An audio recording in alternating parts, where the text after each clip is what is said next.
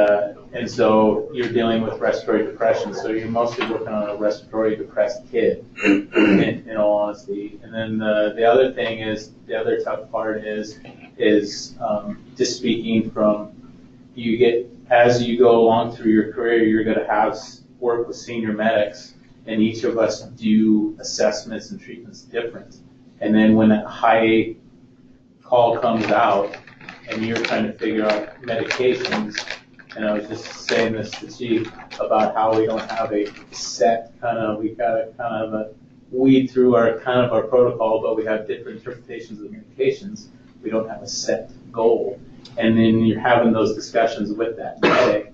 This is the tough part. This is why we train. This is why we have to get all that stuff out before we're on that call. And if Andrew and I have that disagreement, that's not time to have a disagreement. We have to treat a patient, right? I think the big thing about pediatric seizure, what's scary in my mind, is I feel we don't prepare enough for them, and we don't have everything written out. Yeah, preparation is key for all our calls, but especially the pediatric ones. And so at KCFR, we have the pediatric bag, and I know KCMSS has the blue bag. That's at least something better than we had before, which was still the adult bag, and you just roll up with that and what you had for knowledge. So we're working our way towards those things, and yeah, I would agree. The more we can practice with this and what if and do some ground rounds together as a crew, I think you hit a good point too with, diastat rectally for pediatrics. Yeah, you get somebody who's respiratory depressed, but then go into another seizure. Now the only medication I can give currently right now, I used to be able to have Ativan, which wasn't as sedative inducing as Versed. Now I have to give more Versed after they just had Valium. And now I'm concomitantly mixing more drugs on top of this patient. And that's when Brian turns to me and goes, dude, I don't think he's breathing too good. He's looking blue. Okay, well now I've created a little bit of a problem trying to fix another one. And we have ways to fix those things and take care of them, but they're not all cookie cutter ones. It feels like the febrile seizures are. Those ones are usually pretty run-of-the-mill and generic and easy to take care of, and taking care of the family and recommending some certain courses of action. But kind of keep going on here and chewing through these common causes. They list out a whole bunch, child abuse being the number one that they wanted to go over here. And they go through it just a ton with whether it's a seizure disorder, which would also be idiopathic at the end there. Recreational drug use, it's one that makes you chuckle when you first read it. However, what happens when the little 3-year-old finds mom or dad's stuff? They're not going to be using the needles. They're going to see what looks like Pop Rocks. It's not Pop Rocks. They're going to ingest it, and then hours later not doing so good. They're not going to be finding things. Thanks. Yeah, you speak louder to the mic.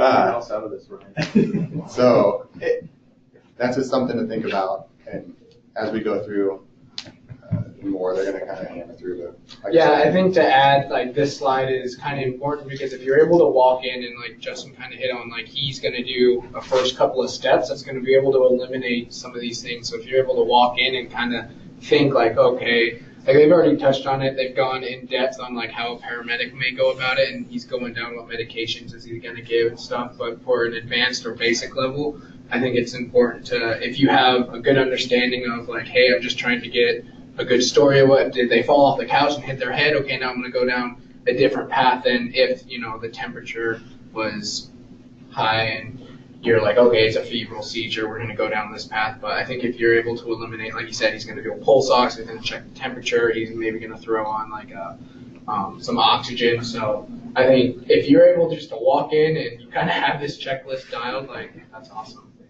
But anything else you want to talk about? Oh, we're good.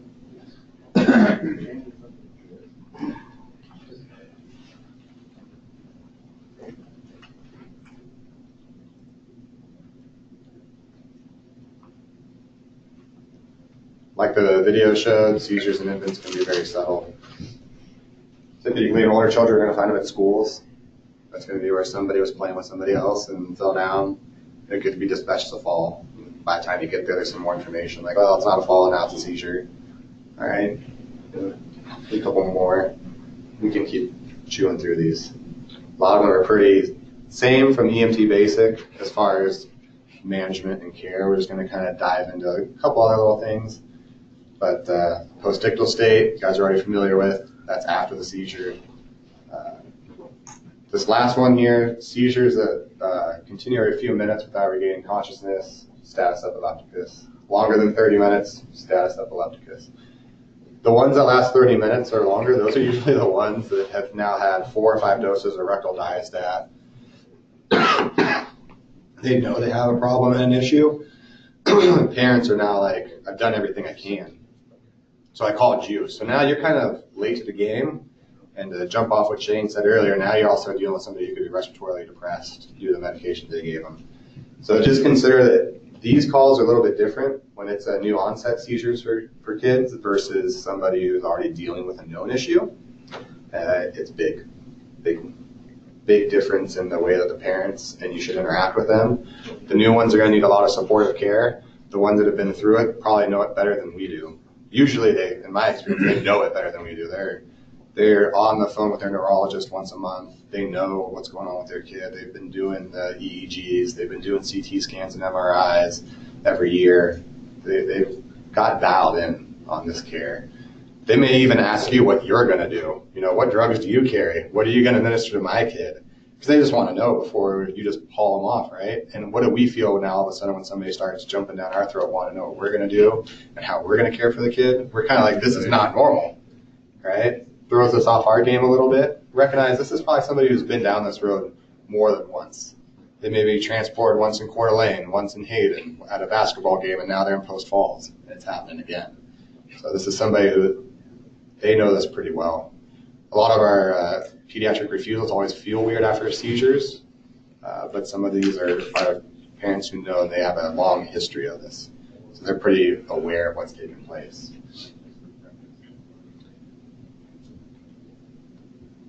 I was going to say management, right? What you see is what you get. Suctioning if needed.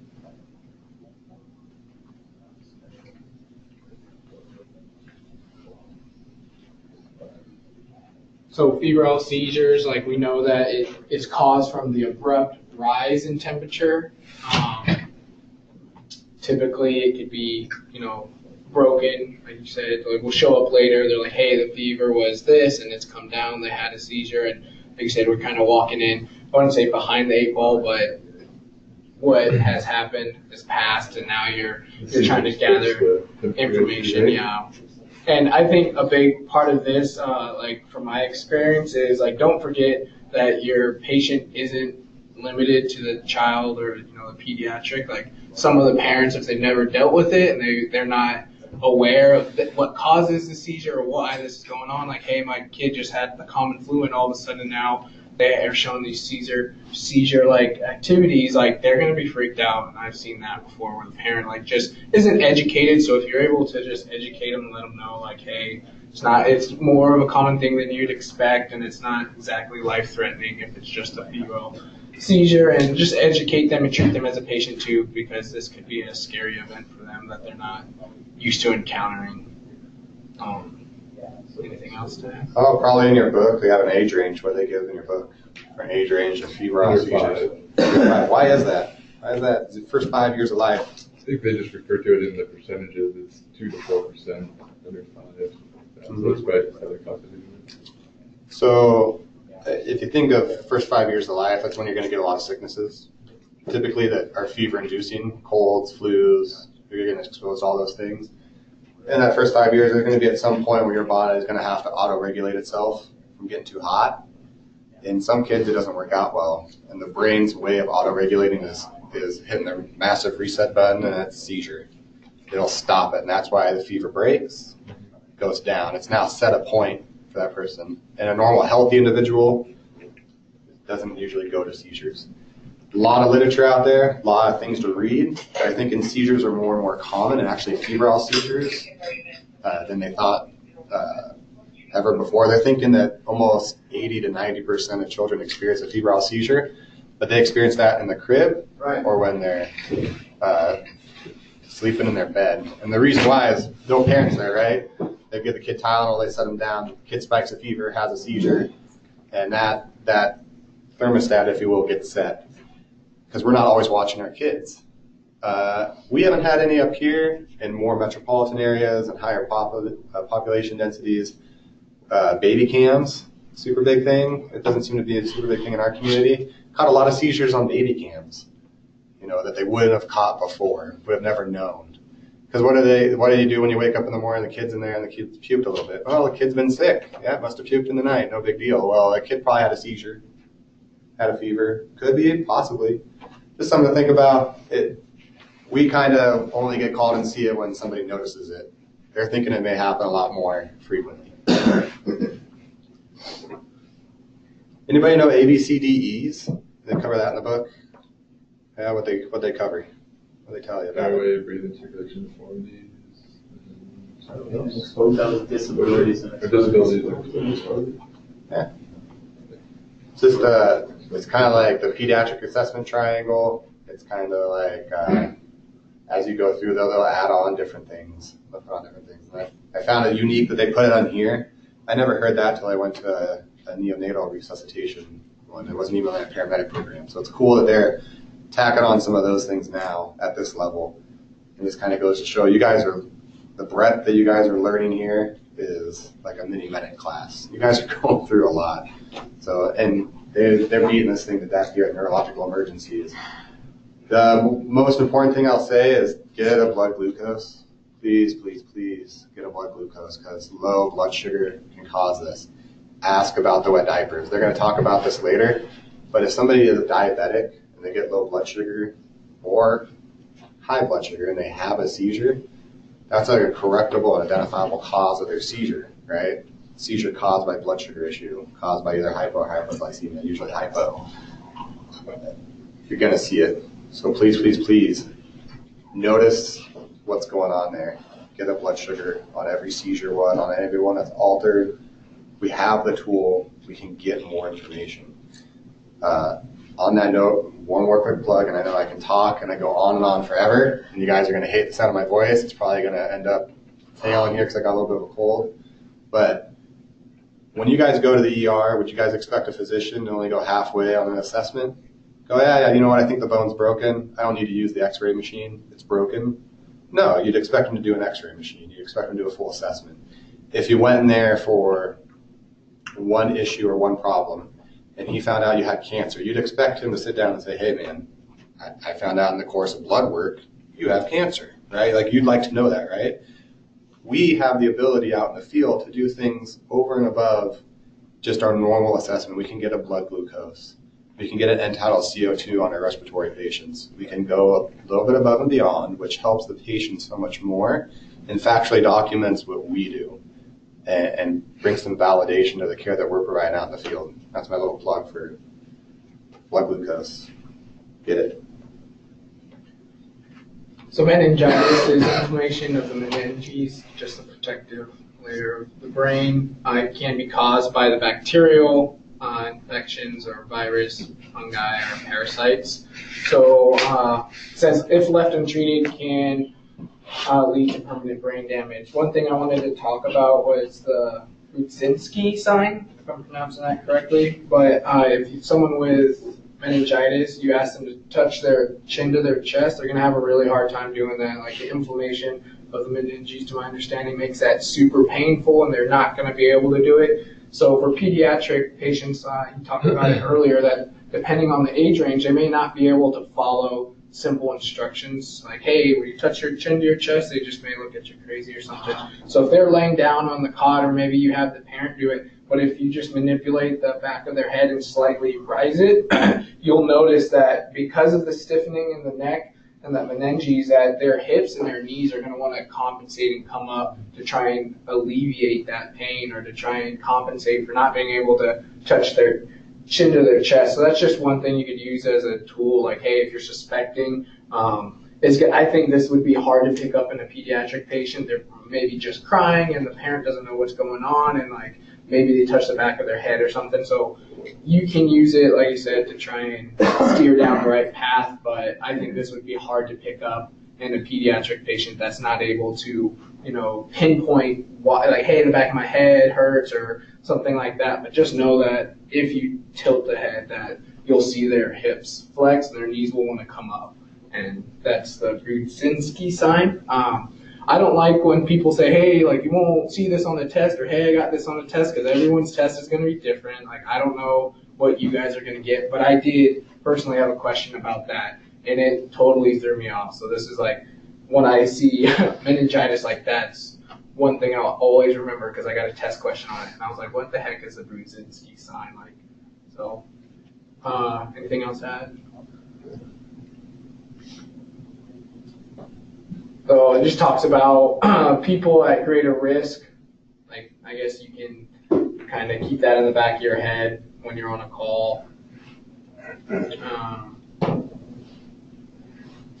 guess you can go down and for pediatric patients, you could ask, like, hey, have they had their immunizations for that? Like, maybe the parent knows, like, oh yeah, we're not into vaccines or what have you, and they know for a fact, like, oh, okay, maybe that's the cause. So then it goes into signs and symptoms, and a lot of the signs and symptoms, I think there's like so many of them are common, and it's hard to just go like, oh yeah, well, fever, headache, altered mental status, and seizures, like, oh yeah, that's definitely meningitis. Like, that could lead to other things as well. So just keep that in the back of your head if you see those. And like I said, there's other signs that are making you question it. I think a big thing is trust your gut feeling. Like you said, we could go above and beyond by checking blood glucose, even if they don't have a history of that, just like trying to eliminate things. It says that it's common in infants younger than 2 to 3 months. And again, a distinct high-pitched cry, like, that's not going to directly tell you this kid has meningitis, but maybe the parent's saying, like, hey, something's weird, like the baby's been acting weird when I touch his head and has a certain cry, or like, I think going off of, like, we've talked about, and we're going to kick the dead horse here, but going off of the patient's parents or caregiver, like, if someone spent a lot of time with them, they have a good baseline. And then it's one thing that I think is good is it says the bulging of the fontanelles without crying. So if you do notice that, that could be a potential cause of them, or the inflammation causing that. You have a question? I do. Do we know the reason why hypothermia is a symptom of meningitis? I mean, is it a systemic reaction that they're just not able to retain body heat, or? There's a couple different things going on here. It's kind of like the cold septic shock type issue. So the first thing you see up there is fever. So parents thinking my kid's hot. What do people who don't really know necessarily better do when the kid has a fever? Take all their clothes off, strip them, let them hang out there. They start to get cold. Meningitis can present with having dysregulation of their temperature, because it's inflaming it's impinging on the brain, and it can cause. That's one of the things. On that note, what's in that top bullet there? You got the fever, headache, altered level of consciousness. As you go through here, most of these are objective. What's the one thing up here that they listed that's subjective? That normally somebody has to tell you that they're experiencing. Because headache, right? How does a 1-year-old tell you they have a headache? Cries, right? So, well, that's increased their ability, right? Yeah. So, oh man, he's just crying all the time. How did they come up with headache as being one of the things? So it's really interesting. Little kids, right? They get a headache. What do you want to do when you have a pounding headache sometimes, right? It feels like you just want to beat your head against the wall. That's what you'll see little kids do every once in a while. They'll just walk over to the wall and bang their head a couple times. It hurts. Their head hurts. They don't know what to do. They don't know how to say, my head hurts. You know, they just grab their head and scream. Maybe they pull their hair. Being kind of keyed in on some of those things and looking for some of that stuff. Some of it can look super benign. And there's other reasons that kids will hit their head and do things. But a normal kid, you may see them strike their head a couple times because their head hurts. And then kind of digging in and looking at them and talking to them about this. They'll key in on that. I did like this picture, yeah, really weird. I love this picture because it's like, who would show me like, yeah, this looks like a refusal, right? Nobody. Be like, this kid looks sick. And I'm not quite sure that's like betadine that they're putting on, if they're going to do like something for the hip, get like a bone marrow. I know they say this is meningitis, but this kid's sick.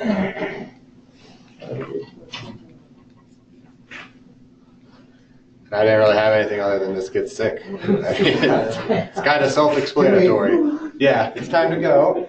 This is time to put on your N95 respirator. There's something that's not that you don't need to have, maybe a couple gloves, and also a phone call to not your mom, but the hospital, letting them know, hey, this kid's really sick. What'd you say, Justin? Sacred Heart. What?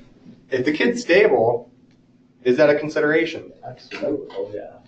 Call up. I get medical control involved and say, listen, you ain't going to believe what I have. It doesn't look good at all. The kid's somewhat stable. I can get him over to Sacred Heart. I want to go there because I think they're going to get better care there than if we go there. But get medical control involved with that decision. Make a couple phone calls if time permits. If the kid's really sick and shocky and you need to start IVs or IOs and they're not alert, go to Kootenai. They'll get a helicopter over there. They'll fly over. They can get the pediatric ambulance and the life flight crew over. It can work. But if you have the opportunity at State Line, for us at KCFR, if you guys from Coeur d'Alene are rolling over that way, it's a consideration. You just need to phone home first. Make touch base. What's up? Somebody had a question? Oh. Is that something that we should start with, like the battalion chief level first, or go right to medical? So the paramedic should make a phone call, in my opinion, and somebody can, chiefs here in the room, you can correct me if I'm wrong, but that'd be a phone call to medical control, talk to the ER physician at Kootenai and say, here's what I have, here's the vital signs, here's what I'm looking at. Purple splotches up and down the legs and the buttocks. Kid's sick, but respiratory and circulatory or statuses are stable. Maybe we got an IV. I feel comfortable taking him an extra 5 to 10 minutes the other way. You know, and it's all dependent too, on traffic. How many times have we looked at I-90 and it's like moving? They're like, you know what, the helicopter is going to be quicker. I'm bringing them to you, but you may want to call the helicopter. The kid's sick.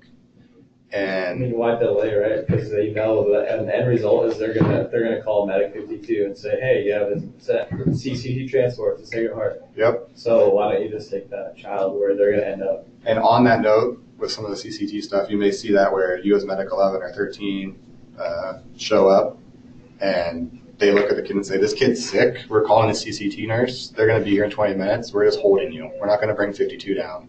Because it's the middle of summer and it's going to take them an hour to get down from Rathdrum.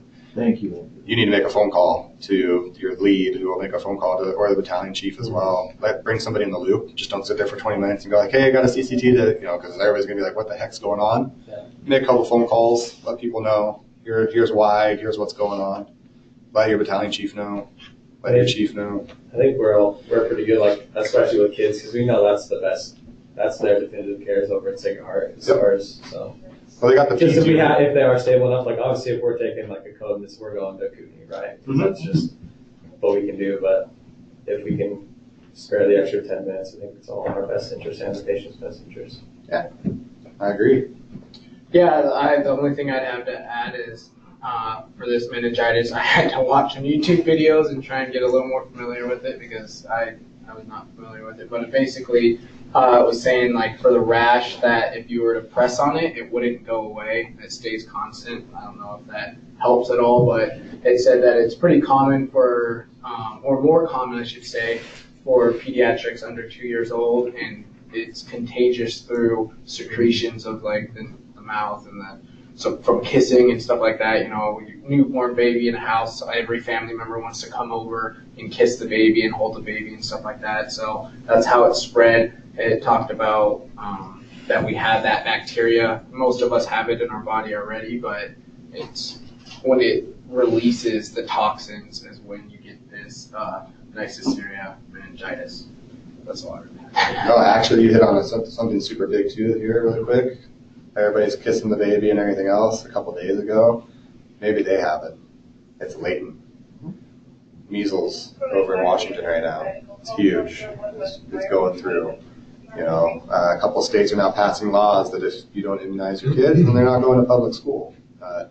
Whether you agree with it or not, that's just kind of where it's going because it's so rampant. Things can progress so quickly, and you get pandemics and epidemics and everything else.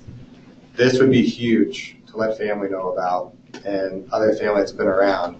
If I was hanging out with Shane and Shane calls me up and he goes, hey man, my little girl has meningitis, I'd be like, dude, that sucks. Like, Well, I'm calling you also to let you know you could have it too, and you guys need to go get checked out.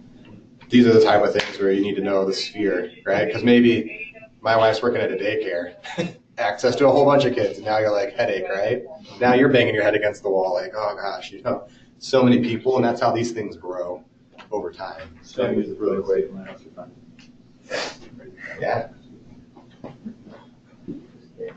I think we kind of already hit and talked about treatment for it. It's going to be transport and transport to the best facility if the patient's stable enough. But supplemental oxygen is always going to be the baseline when it comes to basic and advanced. It's always going to be ABC, stuff like that. Reassessing your 5 to 10 minutes, and then we talked about IVs a little bit.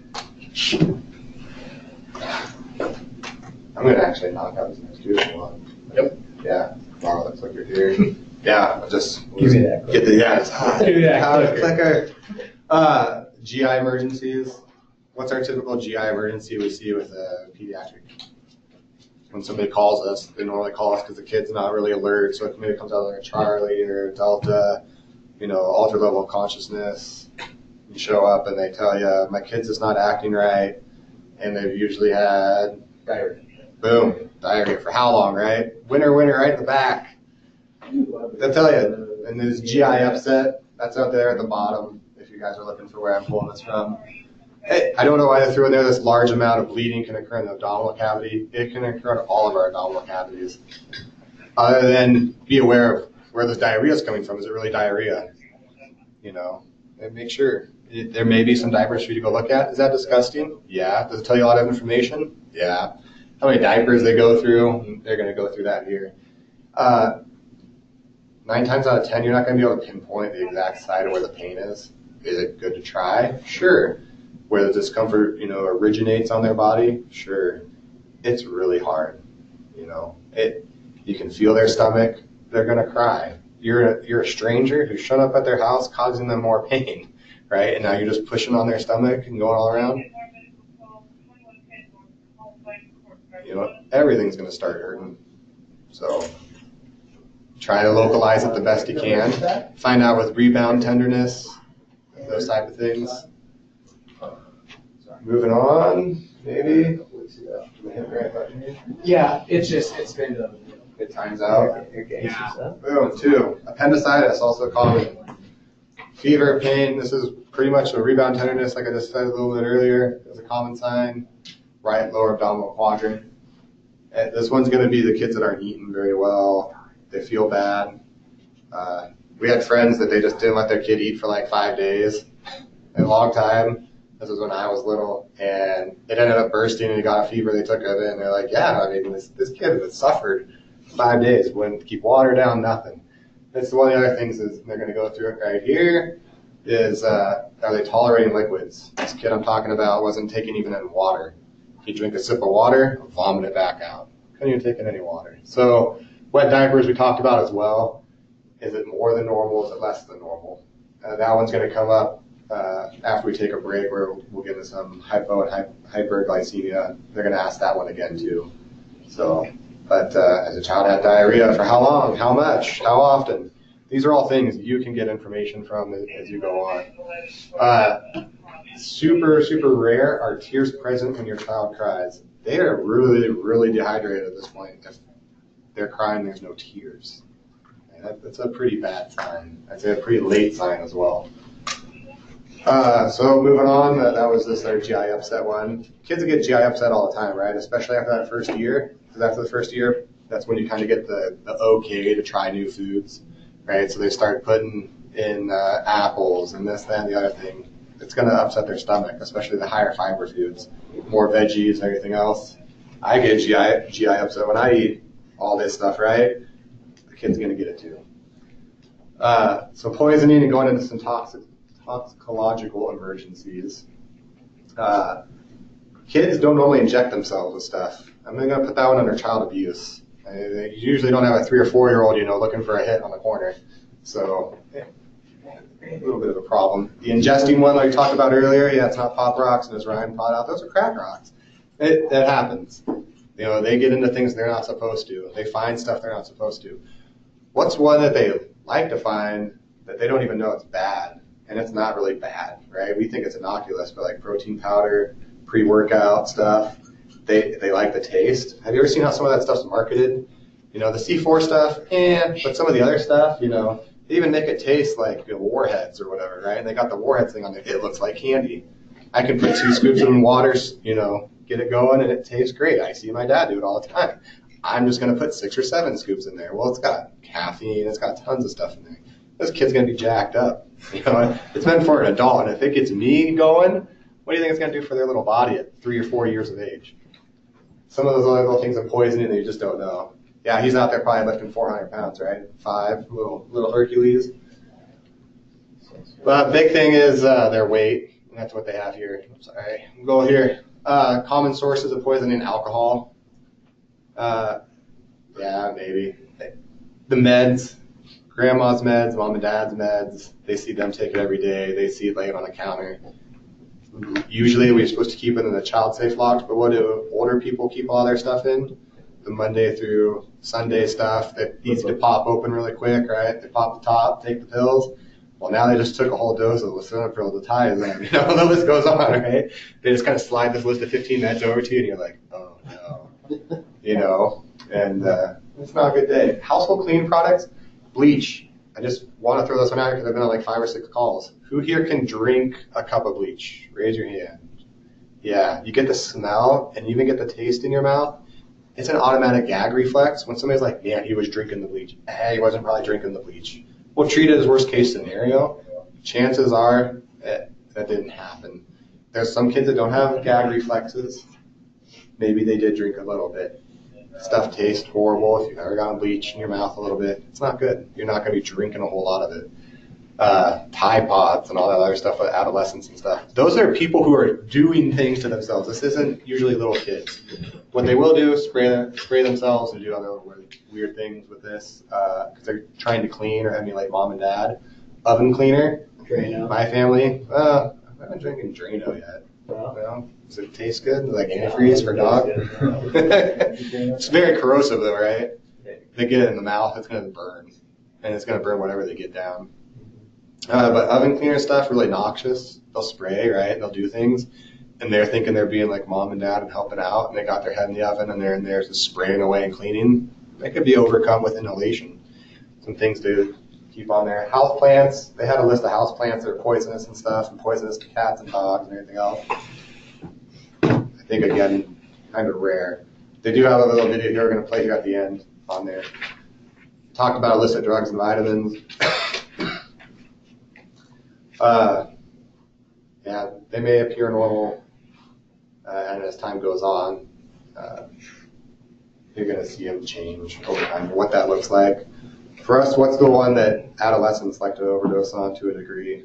Because they think it's going to be easy for them to overdose on the Tylenol PM, right? They're like, oh, I'll just go to sleep. I'll just take a bunch of Tylenol PM. Right? That one's like days later they have problems because it shuts down the liver.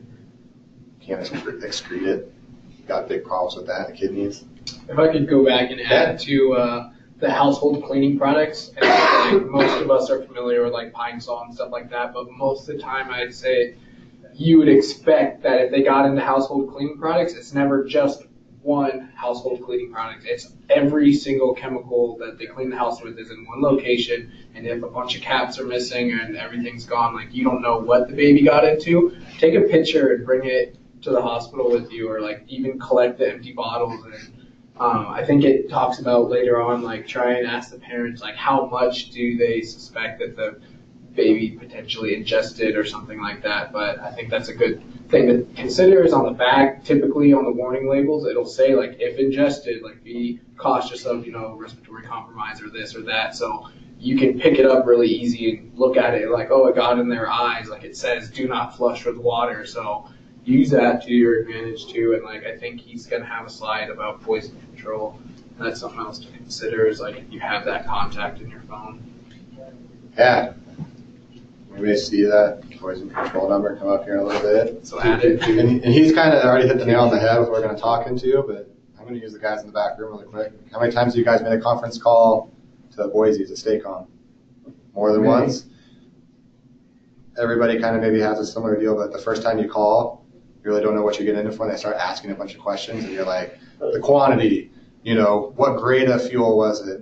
Who's this? They had to start going down, you're like, I'll call you back, because you don't know. But then 3 or 4 times later, this is the stuff you need to know. And just like Nico was saying, find out the substances involved, find out how much does the kid weigh, have they vomited, is there any changes of behavior? Because when you call poison control, they'll ask you, are you a provider, patient, or a caregiver? Well, I'm a provider. Well, okay, great.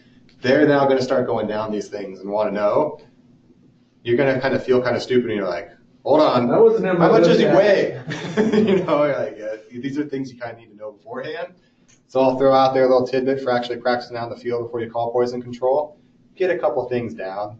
They're going to want to know, like, if it's Tylenol, well, is it 81? What milligram strength is it? Is it 160, 325, 500?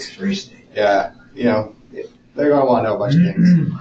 Treatment's a lot like hazmat. Wash and brush the poison off the skin, remove any tablets that you can. If they demonstrate signs of shock, take care of them. Keep them warm, transport promptly, along with getting everything else. Again, we'll look at those ABCs again, pesky ABCs, because that's one of the things we need to keep an eye on. They put in here, give activated charcoal, but not if it's an acid, an alkali, or a petroleum product. So not if it's an acid or a base, which a lot of things, or a petroleum product. Not recommended for kids that have decreased level of consciousness, can't protect their own airway, and 0.5 to 1 gram of activated charcoal per kilogram of body weight. Do we do activated charcoal here? No. It just hasn't worked well with the poisons that they're taking, that they're trying to bind and keep inert, was few. There wasn't a whole lot.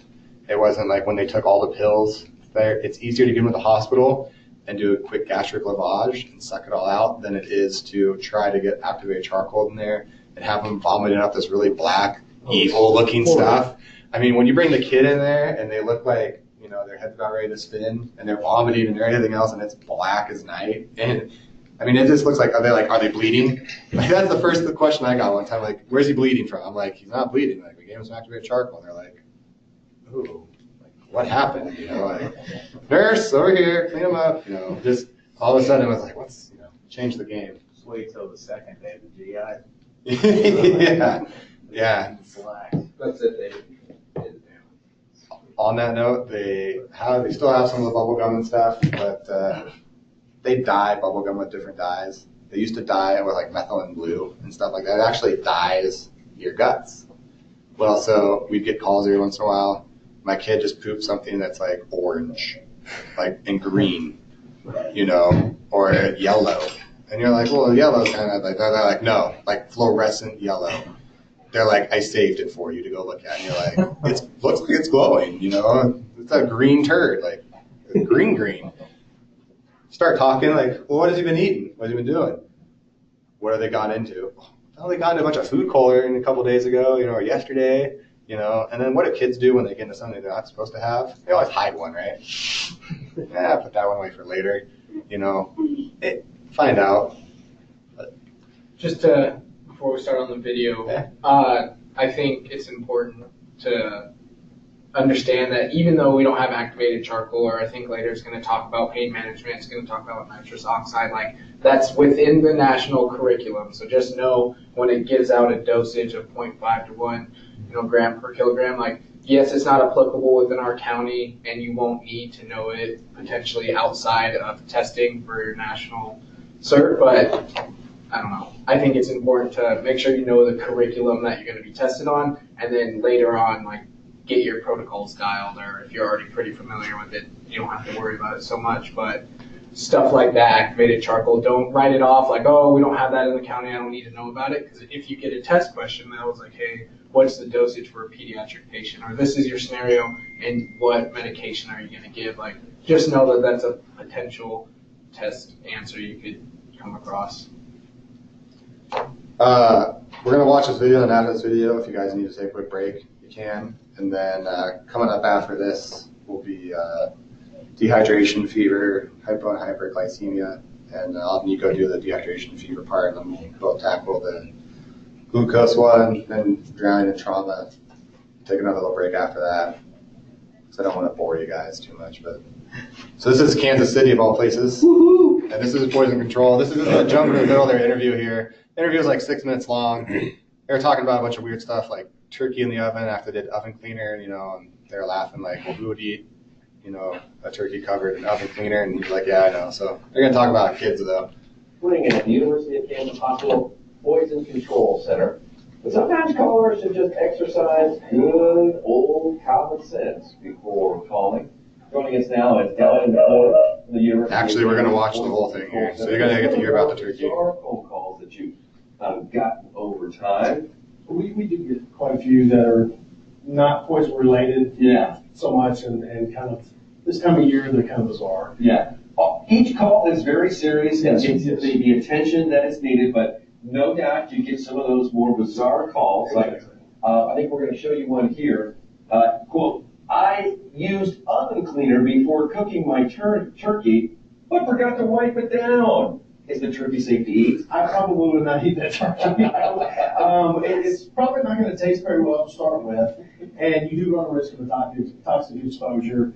And my only concern would be, what's the house going to smell like when all the guests show up?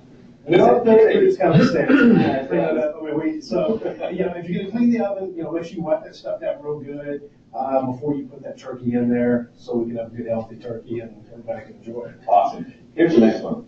Quote, one of my guests feels very sick. Is it food poisoning? Pregnancy. I need a little bit more information. That's going to help us quite a bit. And we're probably just going to look at it and say, okay, how many people are in this home? If you have 15, 20, 30 people in there and one person is got violently sick or throwing up, is this the only person that's sick? Yes. Okay. Did everybody eat the same food? Yes. The likelihood of being food poisoning is slim to none. I'm going to say no, because everybody else or a lot of the other people may start getting sick too. So we may have some flu shut down or something else. I mean, it's, we can't diagnose it for them, but we're going to say probably not food poisoning if it's just one person. All right, we're going to continue with these bizarre calls. Here's our next one. One of the kids has come inside from playing outdoors, and he has purple all around his mouth and on his hands. There is this plant with purple berries on it, and they look like blueberries. And actually, that's going to be a little bit more of a serious call. Okay. Pokeberries are very, very poisonous. They're very unhealthy to be eating. And kind of one of the rule of thumbs that I use is a berry in the winter is probably a berry you don't want to eat. Actually, it's not, you don't want to eat this berry if it's growing in the winter. Pokeberries are fall, winter type berries. You have holly berries, and then mistletoe have berry on it too. The purple does. If you've ever looked at a pokeberry, it looks appetizing. Yeah. And if kids see it, they think, oh, this is a blueberry. I can eat this. Yum. And actually, that's very poisonous. So, seeing the purple on a kid coming in the house, it would be kind of bizarre, but on the flip side, that's going to be pretty serious because that berry is toxic. Good reminder that it's not just under your sink. It's all around us that Everywhere. kids might be able to Everywhere. get in trouble. Okay, here's our next one. I had mixed plant food with water and put it in a milk carton in a refrigerator. One of my guests accidentally drank some of it. Is he going to be okay? Yeah, they probably would be okay. They're probably going to feel sick to their stomach or have some diarrhea or something like that. One thing that's very important, and this is one of the things I love to preach, is never put any kind of chemical in a food product. Keep them in the original container. And if you do this, don't put it in the refrigerator, please. Because, everything in the refrigerator is safe to eat, safe to drink. And we'll take a little break, but I think he just had a good part there, right? Kid comes in with, purple not looking so good. Maybe a little bit more serious. It may look funny, more serious. I feel like for us, we get the dispatch notes and it says stuff like that, and we're all pretty good, at least the officer or the backseat firefighter. With all our phones and most people, or they'll give us some random medication, like he ate 20 of these, and we're like, hey, can you overdose on nuts, knows what it is, or what's purple poisonous berry, blah blah blah. Yep. We're out. So when we show up, we act like we know what's up. And it's good to get some of that information ahead of time. It's kind of like when our pre-plans and stuff, when we're going to a fire, we're looking at those pre-plans, we're familiarizing ourselves. Some of us are on our phone, right, acting 911, taking a look at the house, getting a layout, getting an idea where things are at, how things are stacking up in this place. We can do the same thing on pediatric calls. So I have poison control number in my phone, not only because I have kids, but because we go to respond to the kids. I suggest you guys throw it in as well. It is such a great resource to be able to call because sometimes they don't need to go and you don't have the answers, and the parents have great information. Like he took 4 Tylenol. Does he need to go in? And he weighs, 25 kilograms. That he was literally at the doctor's 2 days ago. Here's the paperwork. And you're like, you know what? Great question. Let me make a quick phone call. We're going to go contact poison control. Those are good ones to go through, because then you can get a good idea of what's taking on with this patient. So you want to take a quick break? 10:20 or 10:15? Like 5-minute break. Back at 10:15. Oh. I'll put it on the. Perfect. Hold them down. Yeah. Guys got security in the back. Yeah, we'll let you out. Security. You're not this way. You got another hour. I can get out of this room. They'll probably have multiple ways to get out of here. Breathe.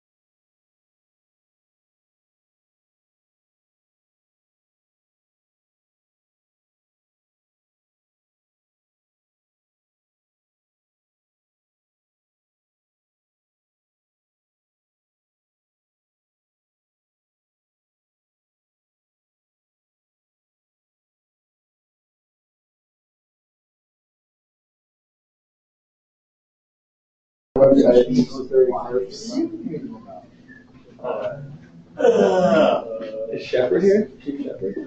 He's on. Friday's on. And then you can pull the side. He was out. He was out yesterday. That's fine. Oh, was he really? All right, we're back live. Move all those down.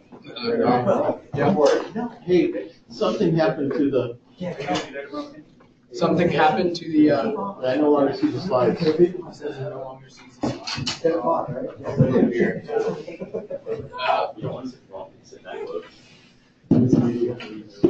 Sounds like we lost the slide, so we're gonna take a second, try and get that back up, and then we'll jump right back in.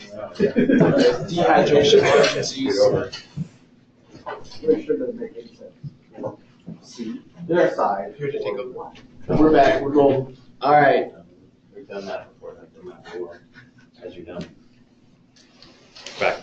That's good. Oh no, you can see us. Just walking up there, that's right. Appreciate your magnetism.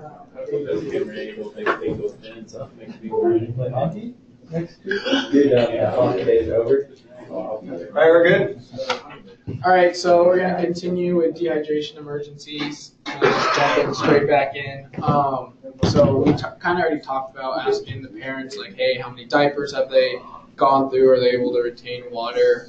This picture, I think, is just trying to demonstrate the tenting of the skin. So if you pull up on the skin and you let it go and it returns to normal within a fair amount of time, then they're hydrated pretty well. If it doesn't and it stays tinted up like that, that's a sign of dehydration. You get asked about vomiting and diarrhea. And then it talks about shock a little bit.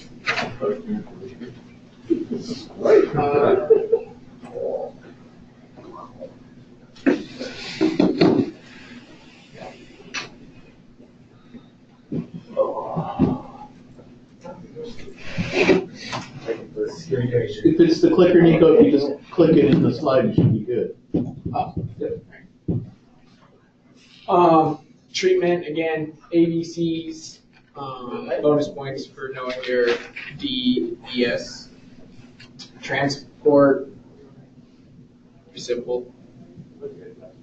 So fever, increasing body temperature, it's typically because of an infection. You should be able to figure that one out quickly because a parent's going to tell you, hey, my baby's been sick for the past couple of days, or you'll ask, like, hey, have they been coughing? Have they shown signs of that?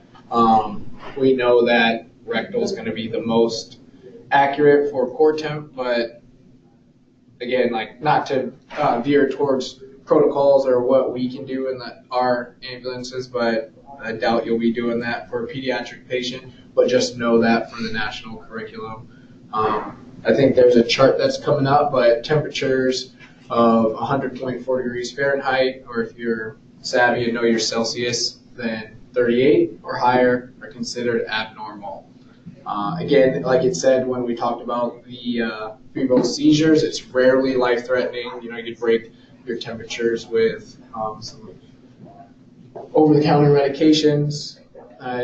Common causes going to be the infection, you know, drug ingestion, stuff like that. If it's hot outside, cold outside, dramatic changes. I think we are all kind of know that when winter hits, we're going to see a bunch of people get sick. Then it goes into hyperthermia, so we know hyper is higher, so hyperthermia is an increase in body temperature caused by the inability for the body to cool itself. Andrew already hit on it in the beginning of their life within that first 5 years. Like, the pediatric patients have their parents' immune system for a certain period of time, and then as they're exposed to all these germs from daycares and stuff like that, and everyone coming over and kissing them, they're going to get sick and their body's just going to build up immunities. So here's that chart we're talking about. Good to review it, but I doubt you need to memorize that for any test. It's good to know, because I think for myself, when I was going through the curriculum for these pediatric emergencies, I was only thinking like neonatal, infant, toddler, but it does kind of classify start going into school age and adolescent. So again, I already hit on that, but the rectal temperature is the most accurate for infants and toddlers. just knowing that for the curriculum, we're not going to do that in the back of the ambulance. So signs and symptoms. So stiff neck, that was one thing we already talked about. Meningitis, rash, skin hot to the touch, flushed cheeks, seizures from those febrile seizures. Sensitivity to light, I think about us, like if we have a migraine, you're going to be sensitive to light, loud noises, kind of for small ones, they're not going to tell you like, hey, the light hurts my eyes, but maybe you crank all the lights in the back of the ambulance and they don't like that. You could drop it down to the low setting. If that seems to make things better, then you could start going down that path. So provide immediate transport, manage ABCs. Again, I always think about like, hey, the foundation is the basics. Like have a solid foundation, know your ABCs, know great assessment taking, and luckily we're in a system where most of the time you're going to have a paramedic partner. So if you're uncomfortable, you could like kind of kick it off to the side to someone more experienced. But I think the part that we can make a big difference on a lot of these, and it's always going to say manage the ABCs. Like Andrew said, he's going to be going down medication and thinking about all these other things. But if you could keep your team or like you and your partner work well together, you could like tell them like, hey, they're not breathing anymore. Like let's not pay attention to the right dose for a second, and let's manage the ABCs, because that's what's going to, I think, have a really big impact. Unless associated with shock or severe dehydration, IV therapy is generally not necessary. So after this class, you're going to want to poke everybody, but I think pediatrics may be the exception. You're going to feel confident with IVs, hopefully, but don't poke unless it's necessary. So hypoglycemia, again, he talked about this is something we can check for. This is an intervention that can have a positive outcome if it is hypoglycemia. Like we know that the brain is dependent on sugar, so let's not deprive it and shorten that as much as possible. Signs and symptoms, know some of those. I think the big one is just going to be doing your finger prick. Severity depends on how low it is. If your glucometer comes back and says low, like you should have a little bit of a red flag, like, okay, that's not good. Again, like how they're acting, the parent's going to tell you like, hey, something's wrong. They're normally not this loopy, or they're normally pretty attentive to watching their show, and right now they're not. So going off of their baseline. Really quick, I'm just going to jump in really quick. Please, anytime. One of the hardest things to do is having a kid that's awake, looking at you, and now you got to poke their finger. Because what are you going to do once you poke their finger? They're not going to trust you. They're the bad man. So thinking about, or the bad woman, I know we are in crew, but think about that. And if it's going to be an ALS transport and stuff, think about, should the medic be the one doing that? Just because if I have to now be back there and I'm the bad guy, I got a couple things I'm going to share really quick, but like getting them watching a show. We all have smartphones. Usually we have Netflix, YouTube, something, right? Hulu, Paw Patrol, anything, right? Dora the Explorer, anything. Ask them, what's your favorite show? And if you can make it happen, turn it on. All of a sudden you're the good guy. And if they're not watching you and they're watching the show, it's a lot easier to get all your IV stuff ready. There's no anticipation, right? That's the thing that kills little kids. They know. Like when my kids go to the doctor, hey, is this the time they go get shots? Oh, buddy, we don't know. No, he knows now, right? Like, yeah, this is the time I'm going to get the shots. I know what's going on here. Anything you can do to distract them a little bit for that. And that is, and they didn't talk us about that. Adults, it's easy, right? You grab a finger, you poke them. We're like, that hurt. The little ones, they remember. And it's like Rambo. You drew first blood. They don't even trust you now. Anything you said will be used against you at this point. So trying to get some pluses in your column here. And a big thing would be, we have smartphones and things like that. Music, a show for them. Something that gets them away if it's appropriate. Obviously the kid's super sick, they're not going to care. The ones that will make you clench your hepatitis and turn coal into diamonds will be the kid who doesn't care. You grab his arm and you start an IV and you miss. and the kid doesn't flinch, and you're like, oh no. Like, this is now like, I could get the IO, because he's not going to care. They're so sick, it doesn't matter. So those are the ones that really become the ones that you start to worry about. So, but distraction's the key, and doing something, even if it's somebody else or any of the toys that we take in the ambulance with us, and then doing what you can to be the good guy. And if you can't, stepping up for whoever's going to be transporting, and you being the bad guy for a little bit to get that finger stick. So. Yeah, I think that was a really good thing that I didn't consider until now, but we all have smartphones, pulling out YouTube, distracting them with their favorite show. It's a really good idea. One thing that I can attest to that I think you could potentially use, so I used to go on this guy where I used to work, and he had his limbs amputated. And, you know, you walk in, and the first time I went on him, I go to shake his hand. I'm like, hey, I'm Nico. Like, oh, all right. Well, where do I put the pulse ox? Like, what do I do? He has diabetes. How am I going to finger prick? There's no finger to prick. So one thing that we do is we prick his earlobe, and you actually can't feel it. And Shave Usinich showed me that trick. He's like, hey, I'm going to poke your ear with our, and you won't feel it. And I didn't believe him, but yeah, you just hear the click and you don't feel anything, and it bleeds plenty to get your little drop of blood. So maybe you distract them with the video and then give that a try and see if that works.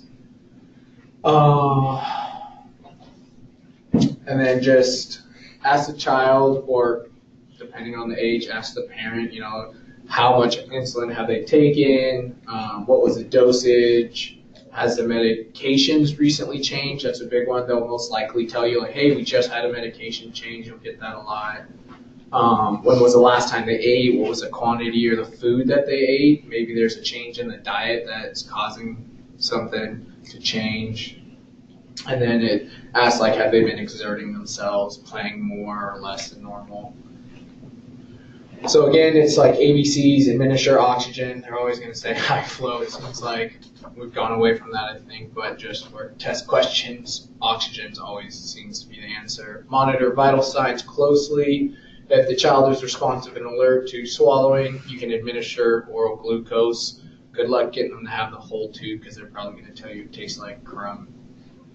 But if they tell you it tastes good, that's when you know they're sick or something.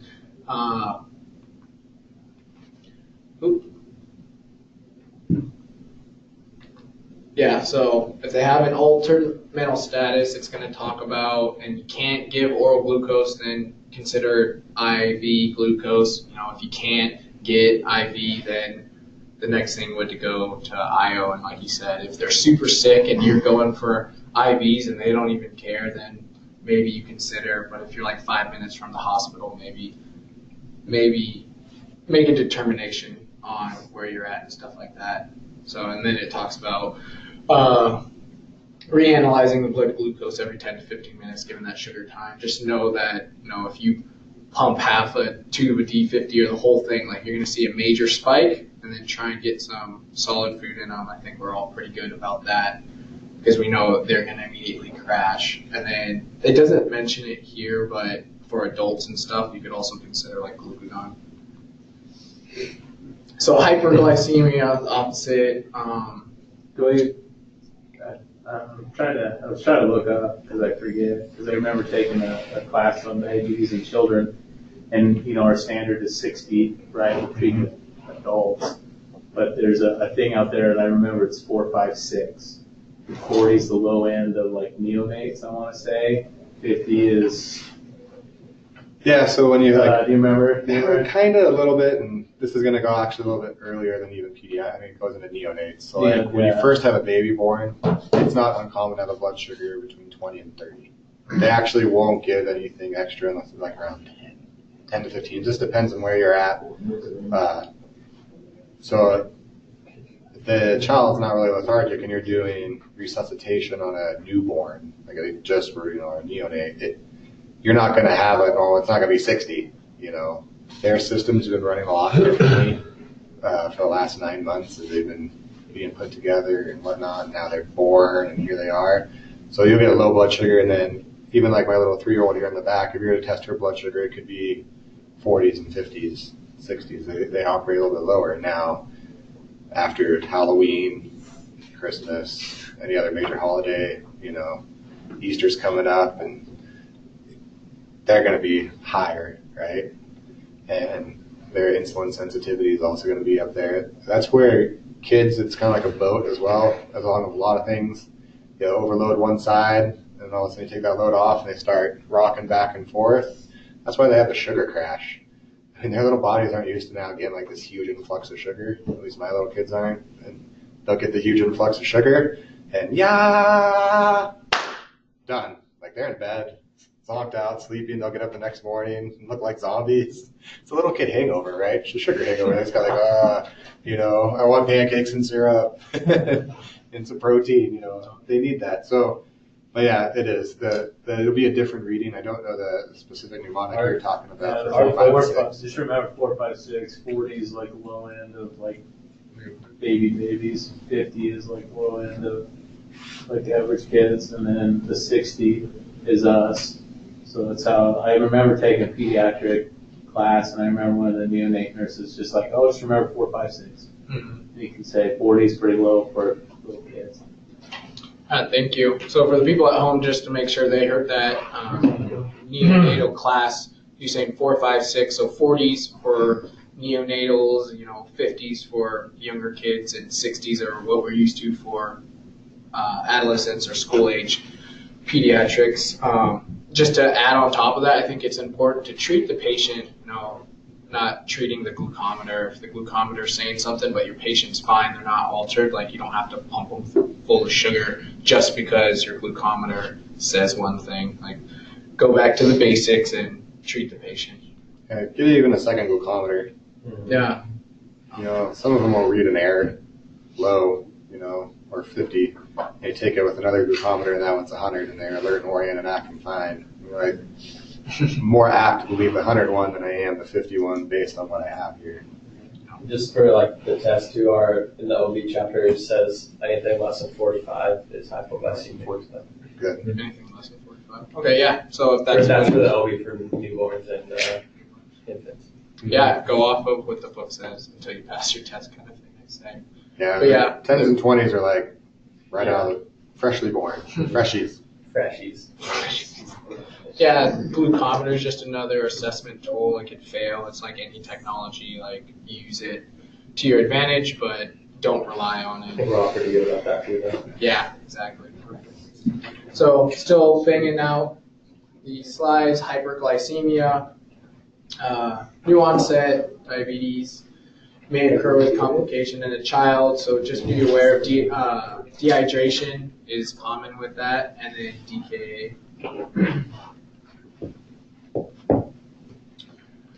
Typically found that a dose of insulin was missed, so they'll let you know. A parent will say, yeah, I missed one, and then I thought I could add it later or something like that, or greater portions of food. We kind of talked about that, or even if they have an insulin pump, maybe there's a malfunction. Signs and symptoms, again, since it's going to vary depending on that level. Management's oxygen, vital signs. Know that, lactated ringers or normal saline, it's going to be 20 milliliters per kilogram bolus. Children with hyperglycemia and DKA are often severely dehydrated. Again, it showed that picture that it was showing the tinting of the back of the scalp. You could do that, or on the hand. Looking for signs of dehydration, considering IV, administering fluids, closely monitor ABCs, transport. This is all kind of same stuff we've talked about, IV access, IO. So if the respiratory status deteriorates, you do have ALS en route or with you, just monitor those ABCs. I think it's big, airways big. Yeah, really quick, I'm just going to, right before we jump into draft and some more of the trauma stuff, I just want to talk about the DKA thing because it's kind of insidious. And it's one of the ones that we can get into trouble big time. So just kind of go through a little case here. But if we were to go to a school for a 6-year-old unconscious, unresponsive, and his friends were saying that he was just hanging out playing, and then he just wasn't feeling good, and he puked a couple times, and he laid down because he said he felt really tired. And he's just laying there. When you show up, he's breathing like 35 times a minute, pale, slightly diaphoretic, you check the blood sugar and it says high, and you get another comment that says high, what do you want to do for this kid? Start an IV transport, find out it's Perfect. Start an IV, get ready to transport. So medics in the room, what are we going to do for this kid? He's unconscious, unresponsive, history of vomiting, not doing good. Your EMTAs have got a fluid bolus in 20 milliliters kig. He's 6. There's no known trauma. Blood sugar on 2 different monitors are at high. So we're suspecting DKA with what we have here. What do we want to do for this kid now? Who's unconscious, unresponsive, and has been vomiting. Secure the airway. Secure airway. And now when we're ventilating this kid, what do we want to ventilate him at? He's acidotic. We have to follow up. So this is one of these really weird ones. Everybody does great right to this point. This is good. We're doing good. Well, so you're going to put this on. So why was he breathing fast to begin with the DKA? Why do they breathe fast? All the acidosis, right? And now what do we do when we intubate him and we paralyze him, right? Now he's not breathing at all. So we're going to breathe for him, right? And what are we going to get when we breathe for him? We'll do a 10 to 12, right? Well, he was breathing at 35 times a minute when he was doing his normal ventilations. We need to be up at 35 times a minute where he was at his normal ventilations because we got to help him blow off all that excess. If you were to hook him up before and get entitled before when he was breathing, before you intubate him, do all that, you're going to find there's probably like 15, 20. I mean, it's astounding. We've had like 5 or 6 in the past like 8-9 months, and you hook them up to EC entitled CO2, and they're like 15, and they're breathing like 30 or 40 minutes. And not necessarily kids. Some of these have been adults. But you're just like, holy smokes, like they're low. You're like, you want them to like slow down, you know, like you're breathing so fast. It's just because their bodies built up all this excess acid, and they're acidotic. And what's the buffer system that somebody can use? It's quick, respiratory, right? Breathe it off, so it gets them breathing quick. So that's a big one just for us is keep an eye out. If you suspect they're DKA, children or adult, they're breathing fast before you had to step in and take care of them, make sure they continue to breathe that way. They're going to correct that at the hospital by providing insulin, providing other medications, and will help stabilize. They have a multi-pronged approach there, but ours in the field, we don't want to make that worse. Because if we're only going to do 10 to 12 times a minute, what do you think their entitled is going to be at by the time you get to the hospital in 20, 30 minutes? It'd be yeah, 100. So I guess I'm 20. So that like, don't you want? I know the intels are our most important tool if you're looking at like the city, but if you're thinking DK, he's breathing super fast, so his intitle's low. But if it's low, don't you want to start to try to bring it down and get his entitle up and keep that? So basis, but you're saying keep it. You want to keep it high because you're just trying to blow off all this excess acidosis. But if it's and for our transport time is low, isn't it already been affected then? It's not. It's partially compensated. Okay. If you were to pull a blood, like a pH and get everything else, he's still going to be high because his renal system's trying to do that. So maybe you got to remember his underlying he's sick. I mean, his body's trying to produce, bicarb. I mean, he's trying to fix himself, and just by mechanism, his respiratory drive is he's trying to fix it. But we take away his airway. That was his mechanism of trying to fix it. So what Andrew's trying to say is we need to continue to keep what the body was naturally trying to do. We want to see a lower, and we know that. In a DKA setting for our transport, that's fine. At the hospital, they may normalize that, but they're going to normalize that because they're also going to be giving oxygen. They may give them like a rate of 28. What they're going to do through end-tidal CO2, and they're actually going to get a blood gas, and they'll correlate the blood gas with the end-tidal CO2. They'll match those numbers up, and those numbers correlate together. And then as you move down in end-tidal CO2, they'll take another blood glucose or blood gas, and they'll say it should be here. And if it is, and if that value they're both connected, then they know that for this patient, this is where this is going to be at, and now they can work down that end-tidal CO2 or work it up, and they know what they're affecting blood gas-wise. Out in the field for us, we don't know. For our 15-minute transport, keeping them at an end-tidal of where they were at previously and keeping their respiratory rate up where they were previously, it's going to be beneficial for them. Can you go back up to 30? Yeah, you can. I'm not saying don't, but I'm saying that you're going to need to make sure that their respiratory, that you're not putting them in an acidotic state. Yeah. That'd be one that you may have to be breathing at 24 or 26 times a minute to keep them at 30. And you go, oh, well, I'll breathe it, 22 times. I'll give that a shot here for a little bit, right? Because my hand's cramping up. I'm getting tired. It's a long transport 10 minutes. And you're like, they're at 70. Oh, man, okay, faster now. They need to blow it off. And that's the one, too, that we think, well, when we're bagging somebody, it's the air going in. It's not the air going in, it's the air going out. We can put air in, we need to make sure it's coming out as well. And our entitled CO2 is going to be capturing that. You're going to be able to see that on the waveform. There's something to think about. It's caught me once or twice on adult patients who had trauma, the delta trauma, and we thought she was a fall and bleed and everything else. And she's just not acting right. I could not put my finger on what was going on. Her blood sugar wasn't necessarily high. It's because she also bled out like a quart. So now it's reading like 400, not super high DKA range, and she's breathing like 26 times a minute, nothing super crazy. We kept an eye on her, took good care of her, but later it came out she was DKA. So, and then we had some other ones that were breathing fast, so we had to do airway management, and we were breathing for them at like 30 times a minute or faster, just to keep them around 20, 28, 30. Because if you were to go any slower, they would jump up about 45, 60s, and just like that. So when you think of what Andrew's saying, that's a lot of information for you into your advances to think about, to do. But the big thing to take home from this is if you have this patient and something's not making sense, make sure you're documenting this, because with the information that you would give the doctor would say, aha. They would have those aha moments of like, wait a minute, they were breathing this fast, I'm breathing them down, and they'll naturally be like, I need blood gas, I need to start transition. I know exactly where they are, even though we didn't know the answer, but you gave them enough information to have that moment of like, okay, thanks, we're going to steer this patient this way from your assessment, even though I'm not sure what to do, but I have enough to give enough information to give them. So remember, just for you guys, you have to interpret as much as you can to give as much information as you can, because you don't have all the tools and stuff. But a good, thorough assessment and little things like Andrew's saying, tell the doctors are going to pick right up on that, and they'll go to the moon.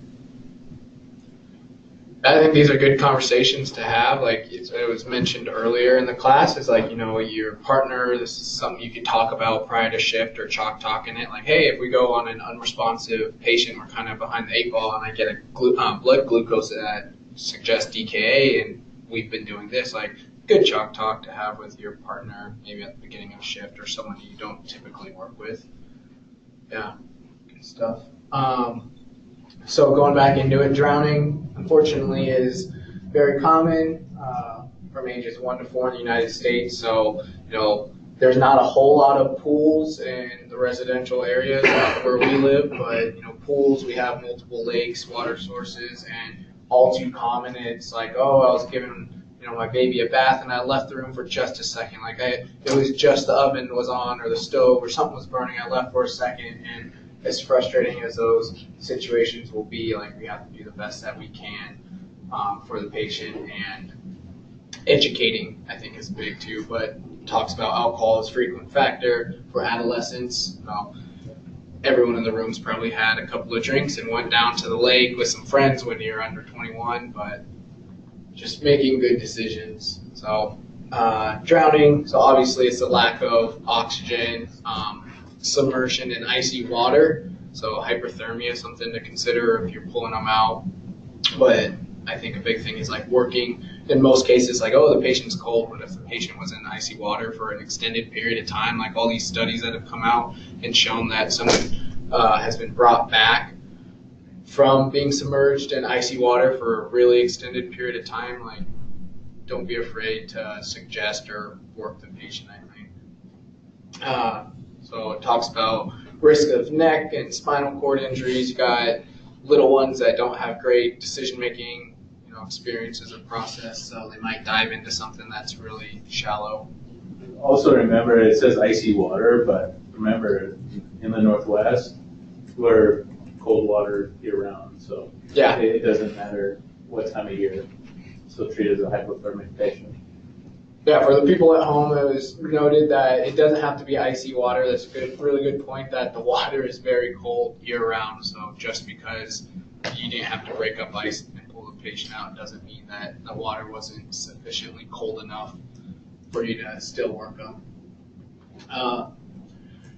Yeah, I talked about spinal cord injuries. This is pretty basic, depending on how long they're submerged. Like, it could vary all the way to unresponsiveness. And management is always going to be, ABCs and then resuscitation. Consider a cervical collar if, like, maybe a bystander or a parent was like, yeah, I saw him jump in the pool and it looked like they hit their head and then they're just floating, and consider it, I think. A couple of things on this really quick too. With these drowning emergencies, we always have a couple of adults. It seems like we've had a couple kids actually this winter. Spokane's had a couple in the river. A 2-year-old had wandered off. Spokane Valley had a 1.5-year-old toddling around and fell in the toilet. He was unable to get out of the toilet and drowned inside there.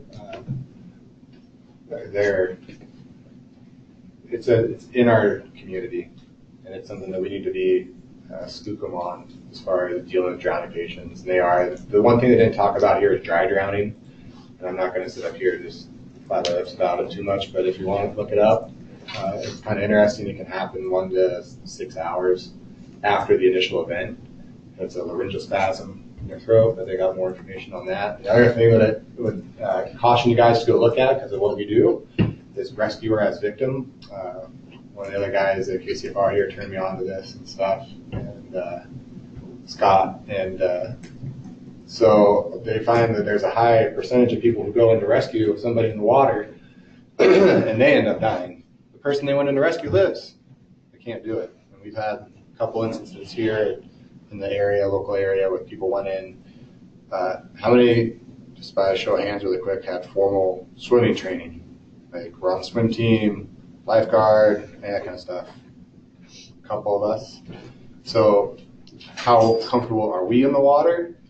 Say, pretty comfortable, right? You get in there, you can do that. Can you pull people out? Can you go for a long distance? Those are all things that sometimes we overestimate our abilities, and especially when we put on the cape for the day at the beginning of shift. We go out there and we go, this is our job, we're going to do this.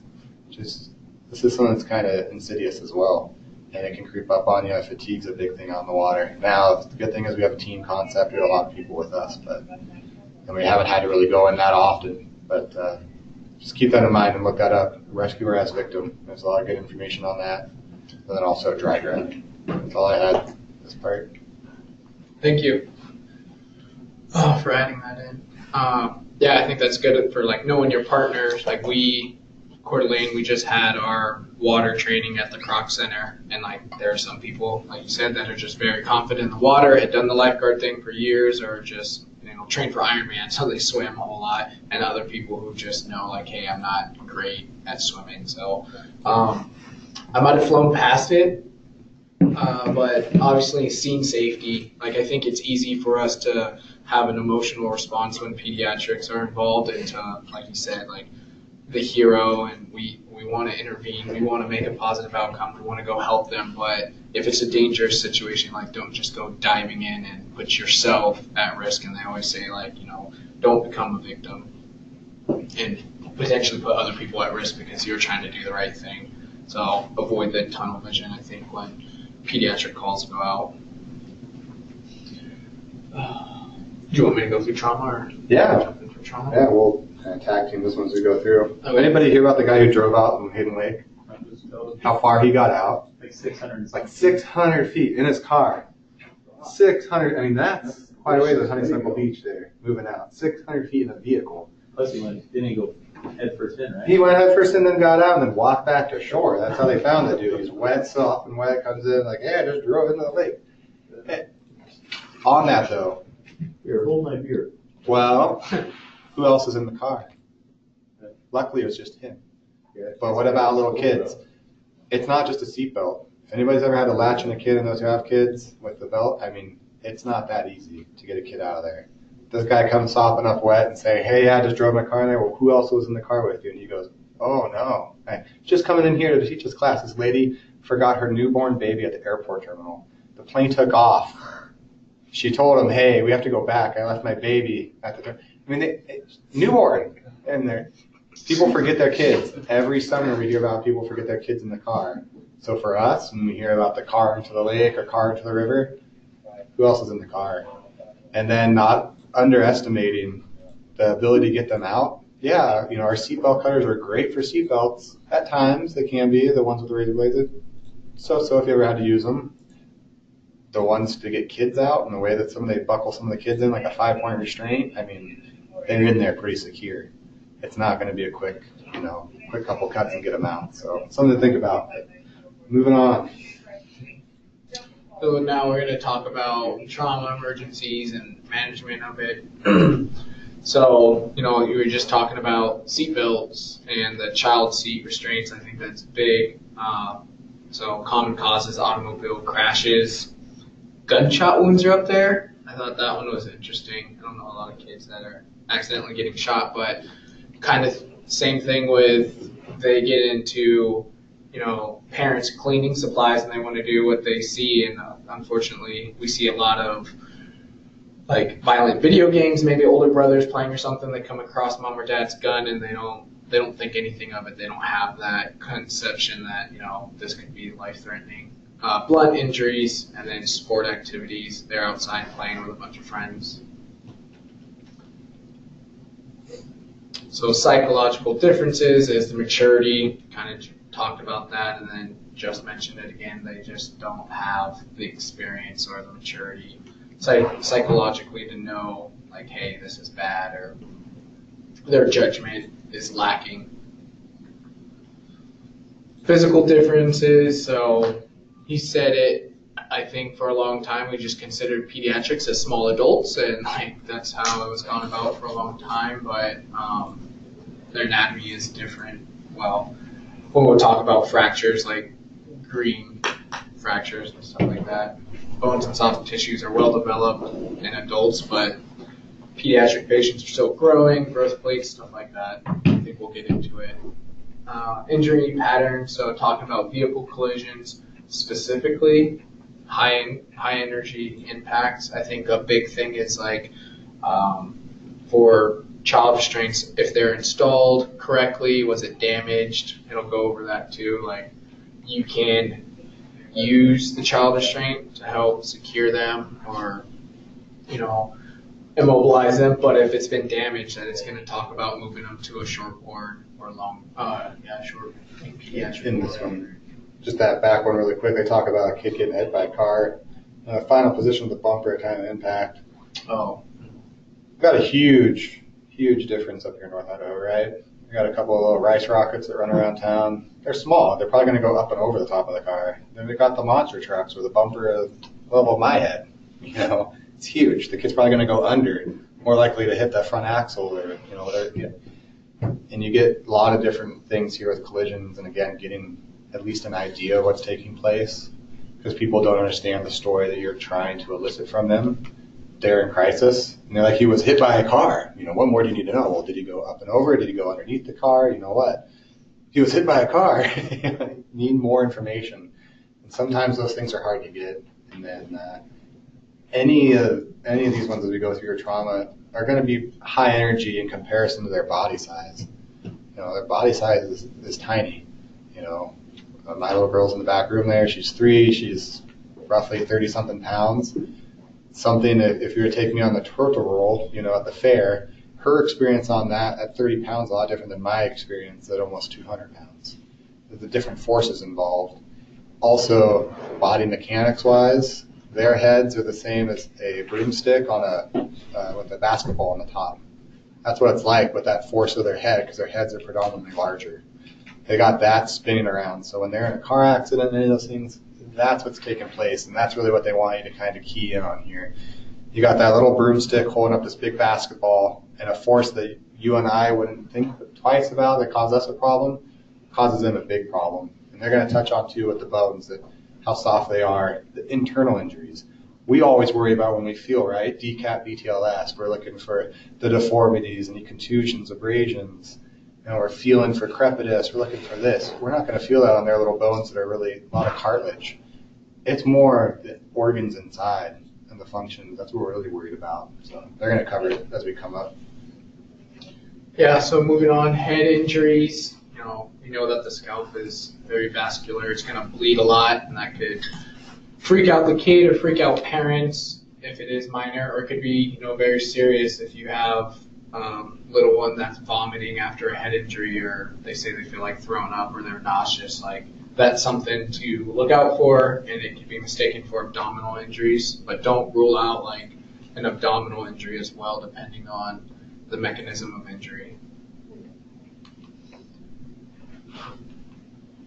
So immobilization, I kind of touched on it, but it can be difficult. Shane, during the break, was talking about, trying to strap down a little one, and when they're acting normal and they're not injured, that can be difficult. But if the patient is unstable or has major injuries, or the car seat is damaged, it talks about removing them from the car seat and immobilize to a short backboard. So use a cervical collar that's appropriate for the patient. I think it's going to say that in the future, like, don't use an adult one on a pediatric patient. It seems pretty straightforward. Chest injuries result from blunt trauma. There could be no external sign of injury, but there's significant injuries that could happen within the chest. We know a lot of vital organs are protected by the rib cage and all that, so keep that in mind. They can. I think we're gonna talk about it, but if they lose a certain amount of blood, it's different in an adult. We have more blood to potentially lose, and you've probably heard it a lot, but children compensate very well. So if they're compensating and then all of a sudden they'll just drop off. Abdominal injuries, says it's common in children to have serious injury without external evidence of a problem. I think that goes back to like the compensation, that they could be compensating well, but they can hold a lot of fluid in their abdominal cavity. And there's that slide. There's probably a chart in your book talking about it, but greater than 25% blood volume loss is significant compared to an adult, which is 30 to 40. You'll start seeing signs of shock. If you go back really, just back to that one. One of the things on that slide, forward one, sorry. Forward. Just that one right there. The developing shock, they say their blood volume there is 75%, and developing shock, you can see that, and it's the 30 and 40% of volume loss. It's just interesting. I mean, when you're going to notice the signs of shock, this goes also back to the plateau. You're going to see with children, they do such a good job for such a long time, whether they're compensatory mechanisms, and they just drop off. Where adults, a little bit more systematic. You can kind of tell, like, hey, you're not doing so good, you're losing more blood, you're doing even worse. Kids are like, man, they look like they're doing good, and then falling. So go ahead with that one. Zigging sharks recently. Oh, that's pretty funny. Yeah. Injuries to extremities, so injuries to the growth plates the growth plates are potential weak spots in bones. It says manage the same as adults, so splinting, painful deformed limbs are evidence of broken bones, should be splinted. Specialized splinting equipment should be used, so we have back splints. I think those things are pretty awesome. Use back splints, but it says do not attempt to use adult immobilization devices unless the child is large enough. So I think that goes back to adolescence. Like if the kid is a really big kid and the size of an adult, then you can do it, but otherwise avoid using an adult seat collar. Burns, considered more serious. Considered more serious than to their adult counterparts. So they do have more surface area relative to the total body mass. So one thing is a rule of nines to review that, the differences between the pediatric and the adults. The adult head is a 9, but because of the more surface area, and like you said, a basketball and a broomstick, it's going to be 18% for the kid's head, 14% for their legs. For adults, legs are 18%. Torso, front and back is 18%. Genitalia for both adults and pediatric is 1%. So, moving on, they don't tolerate the burns well. They're going to be hypothermic. They're going to lose a lot of their heat. So one thing I wanted to talk about, I don't know if we're about to get into it, but I don't think so. So the Parkland formula, I think that's a good one to know for testing, and it's how much fluid you're going to administer within the first 24 hours. I'm not going to spend that much time with these patients, but giving a fluid a bolus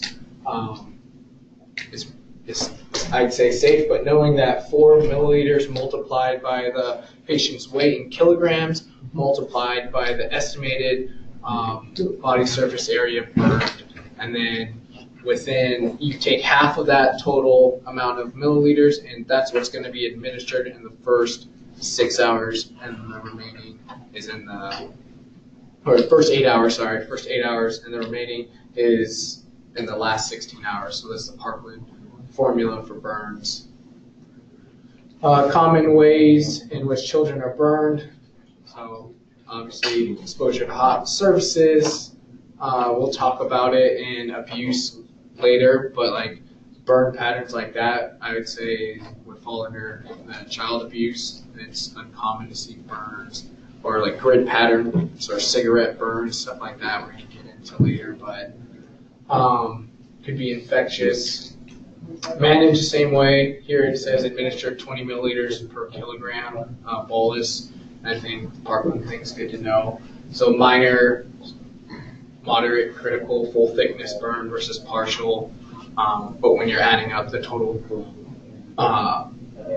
body surface area, you could say like, about 18% is full thickness burn, and so it's good to know the differences.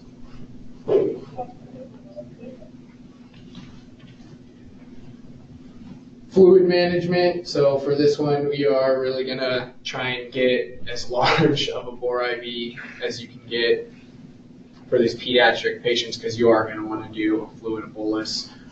Never delay transport. It mentions like don't sit on scene for an extended period of time.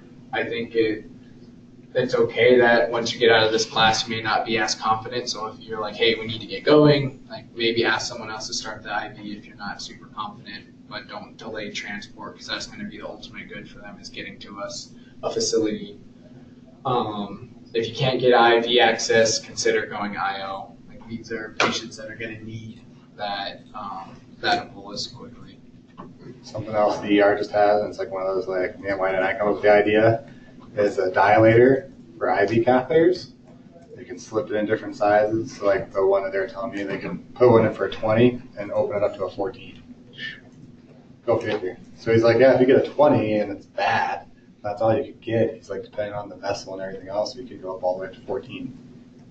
Why didn't I come up with that idea? Super cool. Somebody's retiring early.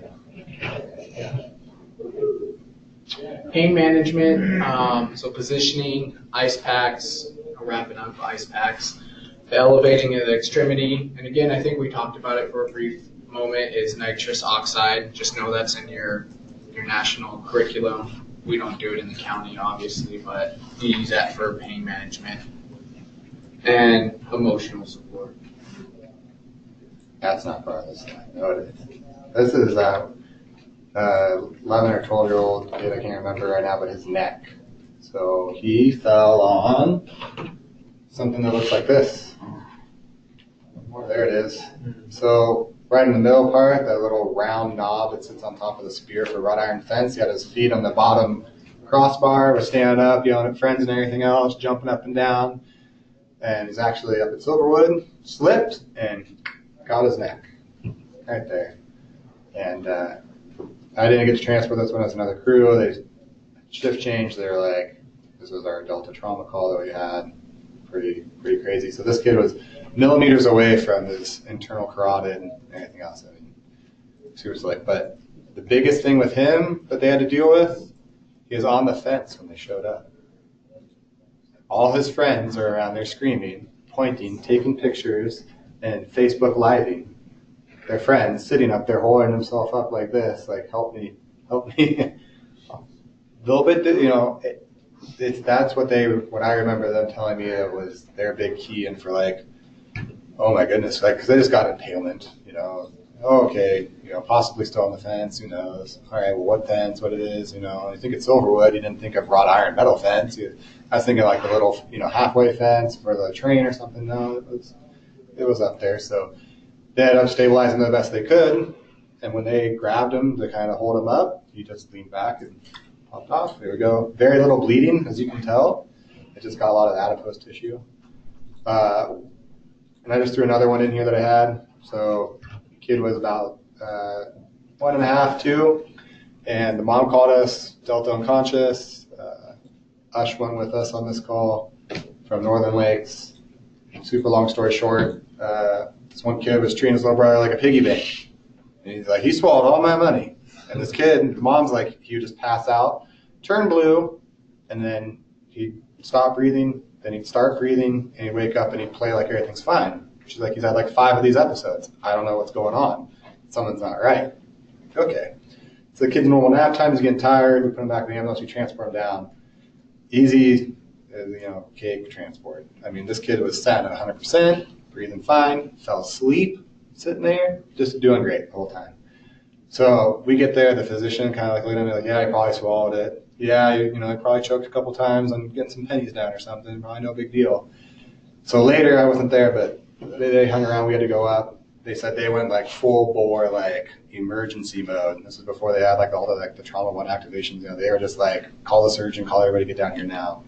Because they shot a X-ray, and that's what up there in his throat. You can see it sitting up there at the top with a quarter. So it's sitting right there where the epiglottis is, everything else. And so what happened is this kid would lean forward just enough, and it kind of like a flutter valve just close down, lock all the way down.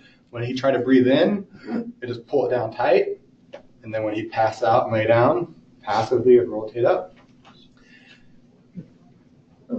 Very fortunate, yeah, because this would have been horrible to go and to try to find with McGill's and try to pull out. They had a hard time with EMT, even with the forceps, and kind of putting this kid out with some ketamine for procedural sedation going in there. They said it was just lodged in there so tight side to side. And they have like a little thing that comes out that kind of grabs onto stuff, right? Like a little claw tool. They couldn't get the claw tool deep enough to get to the far side of the quarter. And so they're just kind of like clawing the front of it. And all they could do was like claw, claw, claw. And they finally caught the lip and were able to pull it up from there. So, but interesting enough, right? They always said like earlier when we were talking about assessments, always do an assessment. They shot this one and they're like, oh, it's good. Yeah, he's got something in his throat that's not good. Well, somebody said, hey, let's flip him to the side, get it side from the side. Well, we see it's in his throat. Well, you didn't see the one down in his stomach. It's down there a little bit lower. So I had to go back and retrieve that one as well. So, and you can see the one there at the top still. But super interesting things you kind of come across with some of the trauma stuff. I mean, this one wasn't necessarily trauma as the first one was, other than you just swallow in quarters. Just interesting. Make sure you do your full assessment. If anybody tells, if any little kid tells you that he's treating his brother or kid sister as a piggy bank, I believe him now. I believe him a lot more. I remember for 45 minutes I was like, this kid didn't swallow anything. No, he swallowed 2 quarters.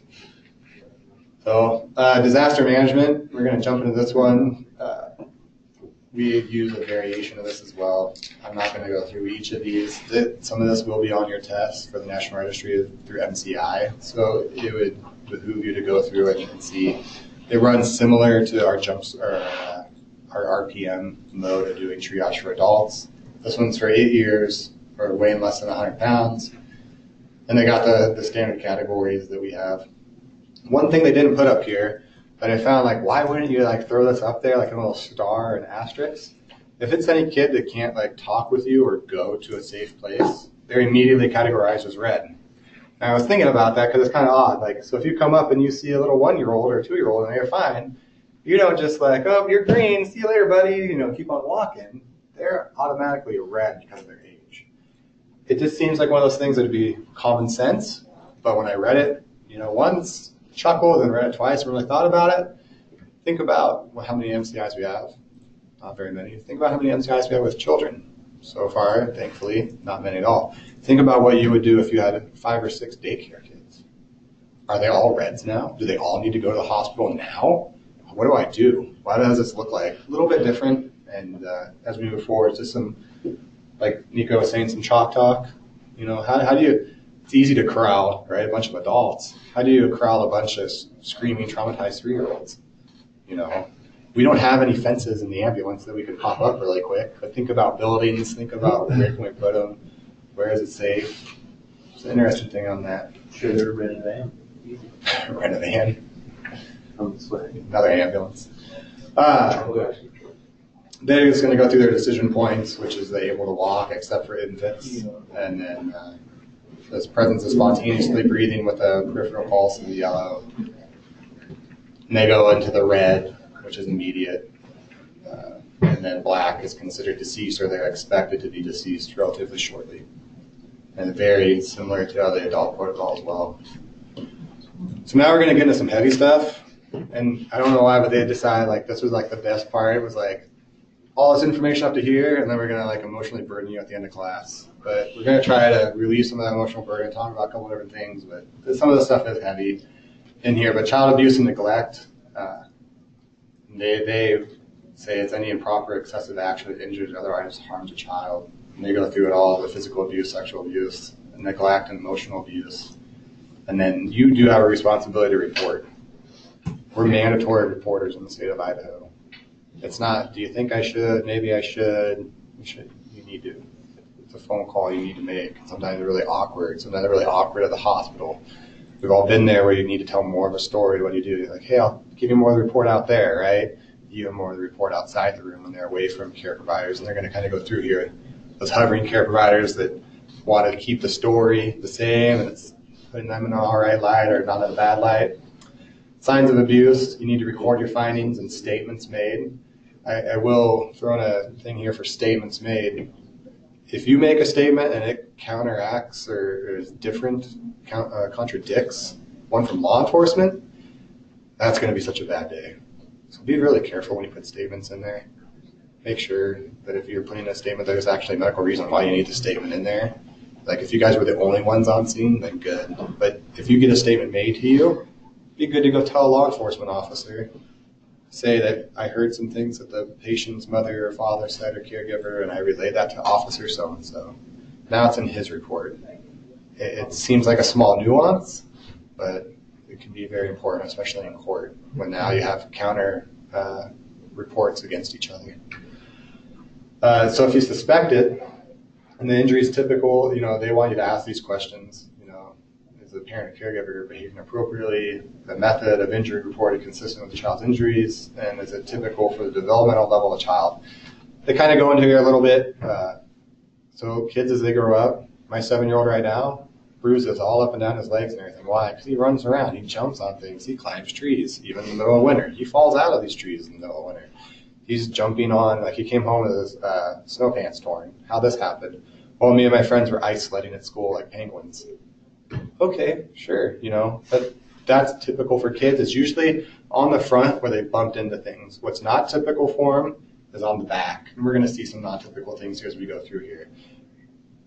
On their back, on their upper back, they can't reach there really well. They're not out there, with a cat of nine tails beating themselves, on their way to school for first grade because they forgot their homework. That's not their deal.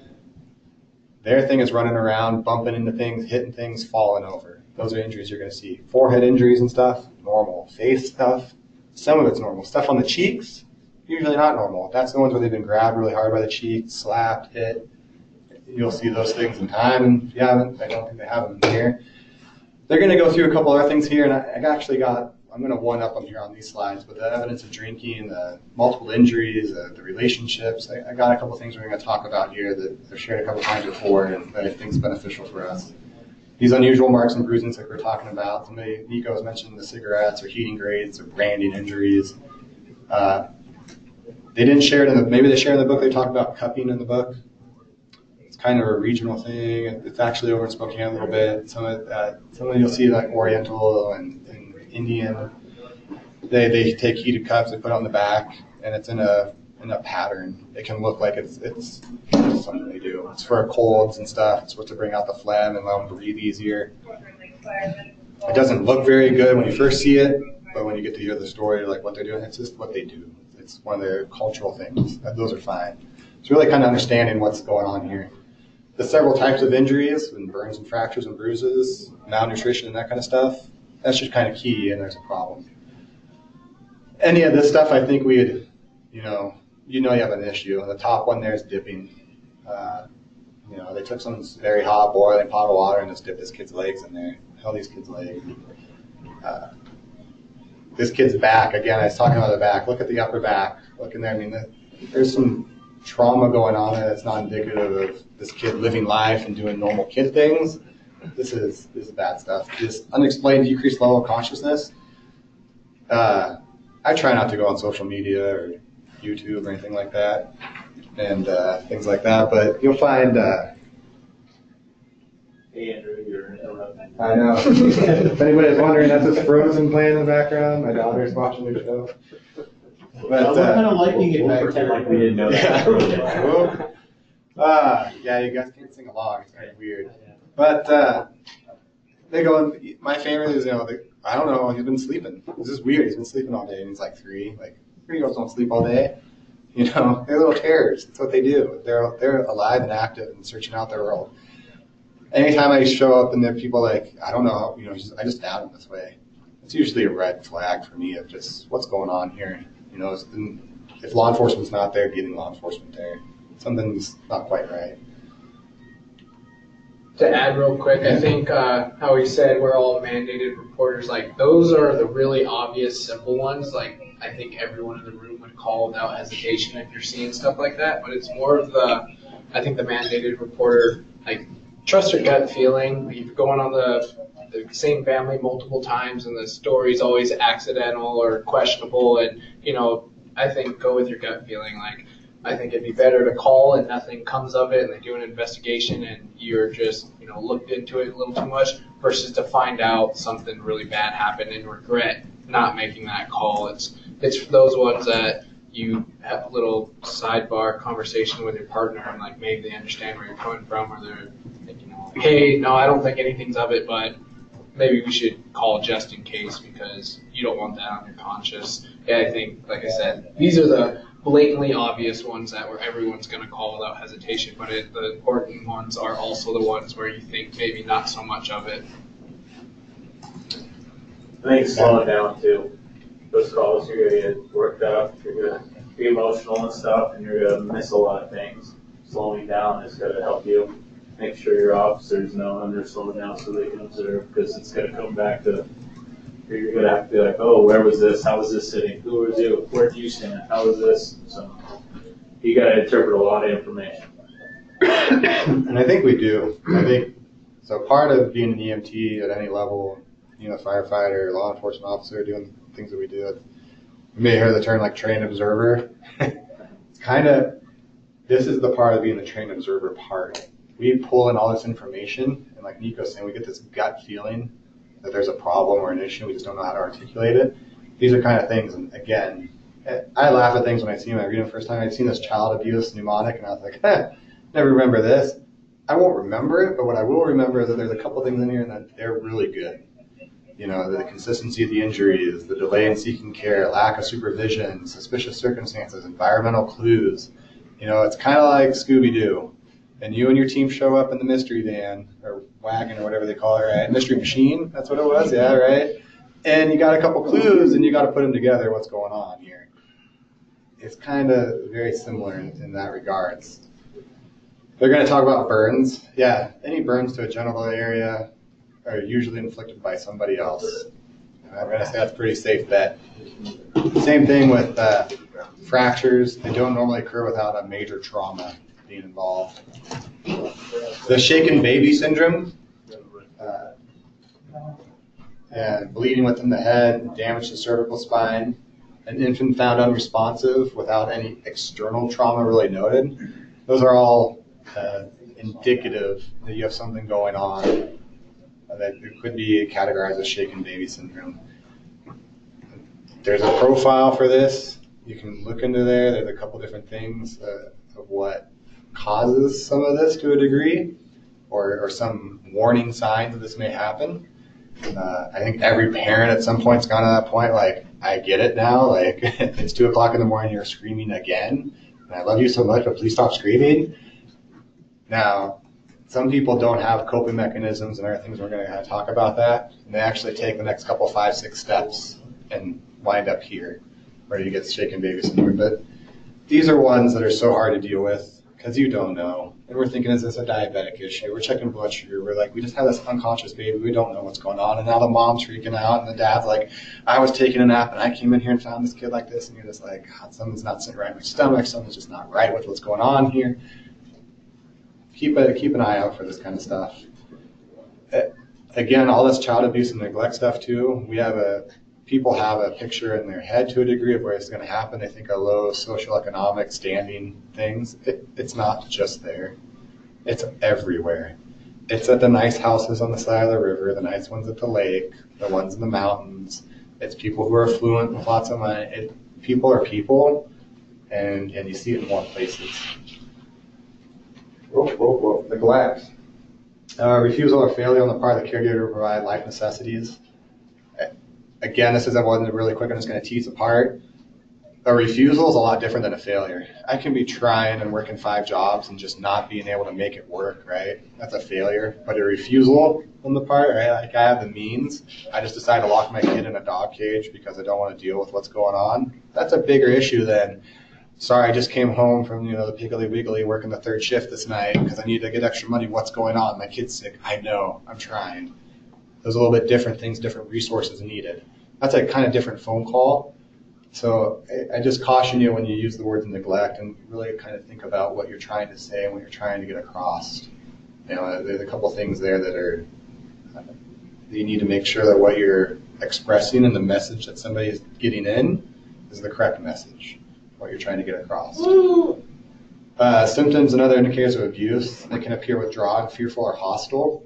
They can also appear very just recently we had a call. Kid comes to me and goes, take me back to the fire station. What? Little, too. Take me with you. They want to leave. They know this isn't a good place for them. They can appear, obviously they're withdrawn and fearful and hostile, but they may be very outgoing and just actually are asking for help. They just don't know how to ask for help. Their way of asking for help is get me out of here. Take me with you. And another key and factor here. The parent or caregiver may reveal a history of accidents. Those are the ones like, oh, well, he's just clumsy, she's just clumsy. You don't get, grit burn patterns on your back because you're clumsy, or other things on your arms or burn marks on your arms or whatever it may be. EMTs in all states need to report, and says must report suspected abuse, and I think we talked about that one a couple times now. They're going to go through also sexual abuse, any age, any gender. For your assessment, they want you to determine the type of dressing or any injuries that these require. They don't want you to examine.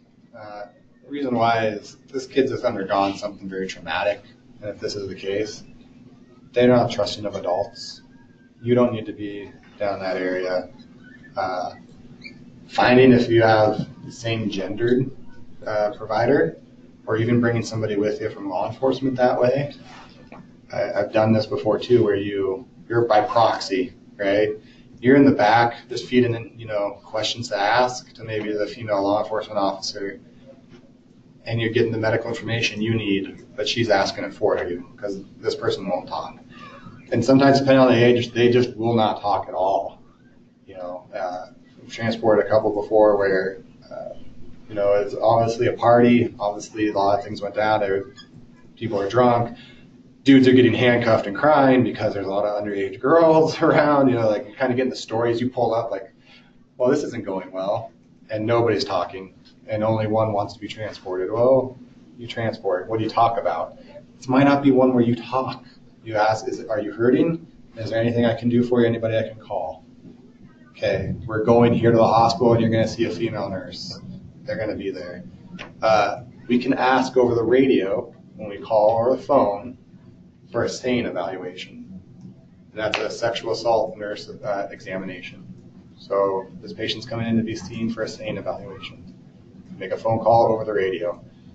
because it's really hard to be looking at somebody on the radio and be saying it, right? You don't want to be like really like, hey, we're coming to the hospital with, such and such an age, person 4, we believe they were assaulted. Well, what's the hospital going to ask?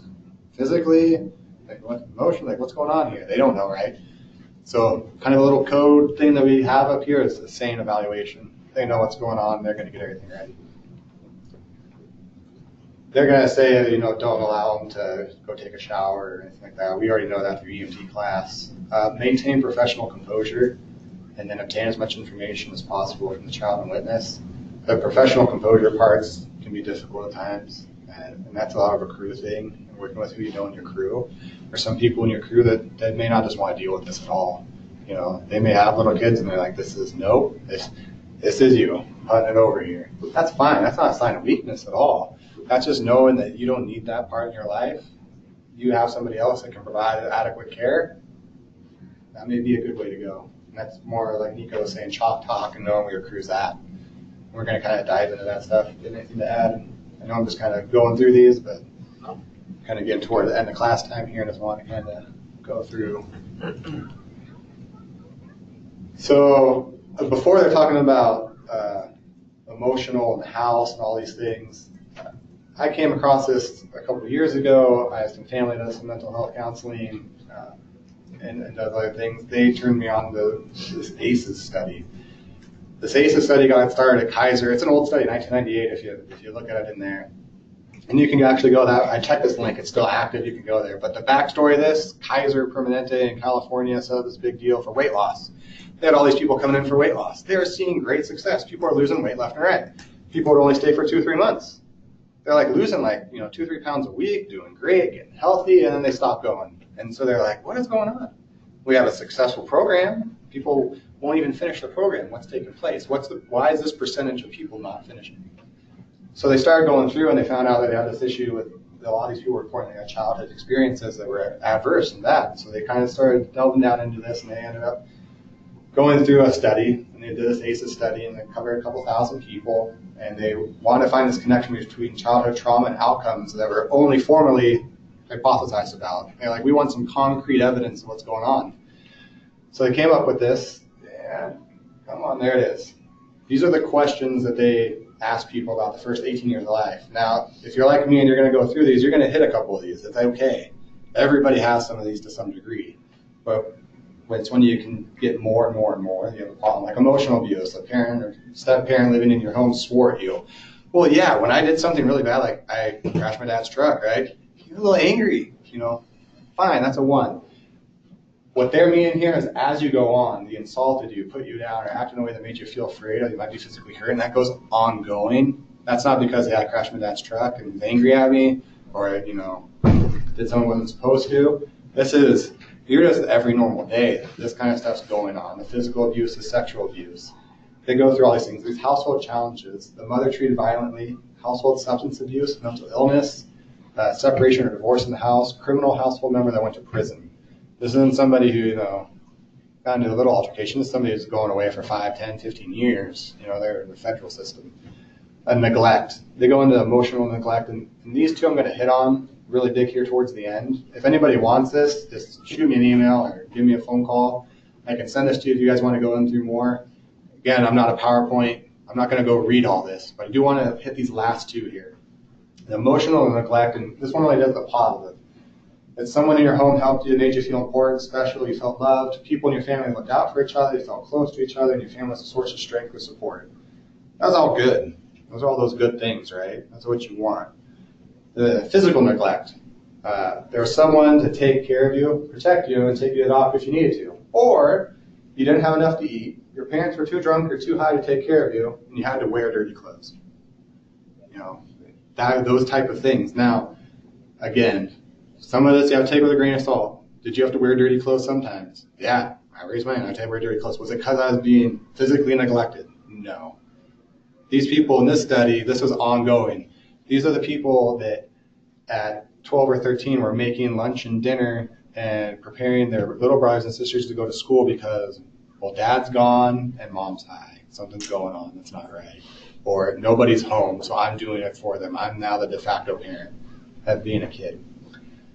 One of the things I want you to take away from here as we look at this is how many calls do we go on where some of these things come up? And we see the kids there. We know what's going on. And we know that there's things that are not right. Quite a bit.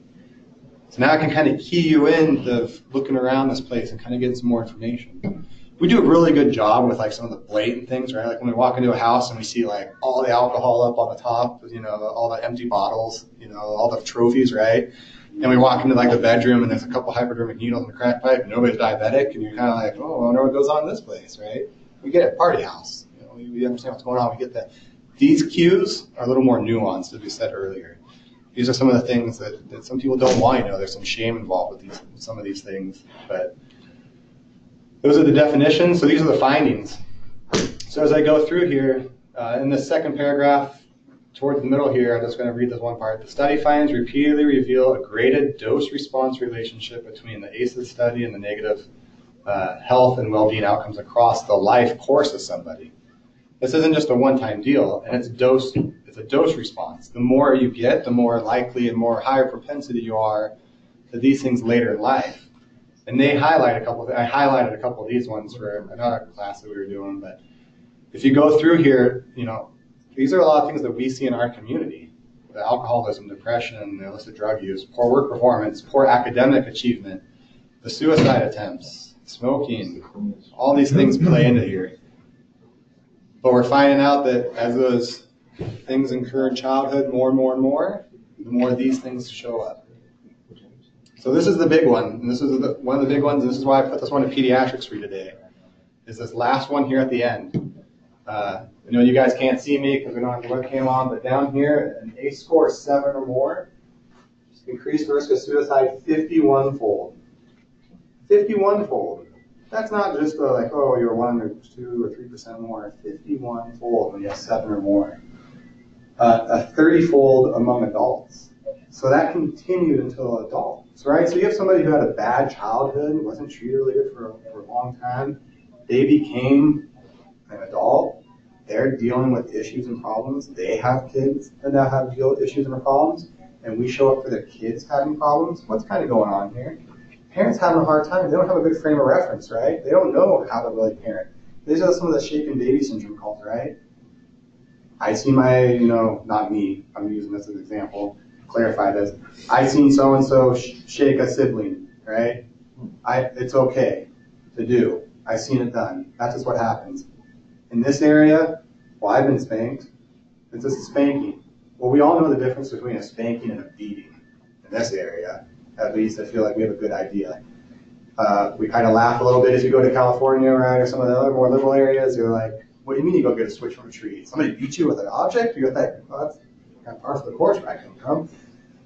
And then you're like, and I deserved it too because I did X, Y, Z, That's a social norm to a degree.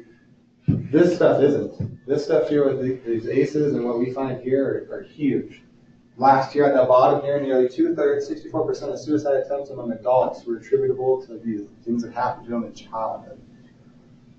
So again, this isn't just a one issue that we deal with children. This is parents, grandparents, and it's coming back through some generational things. And Spokane implemented ACEs, and they also implemented trauma-informed care in their high schools to kind of work their way through some of these things.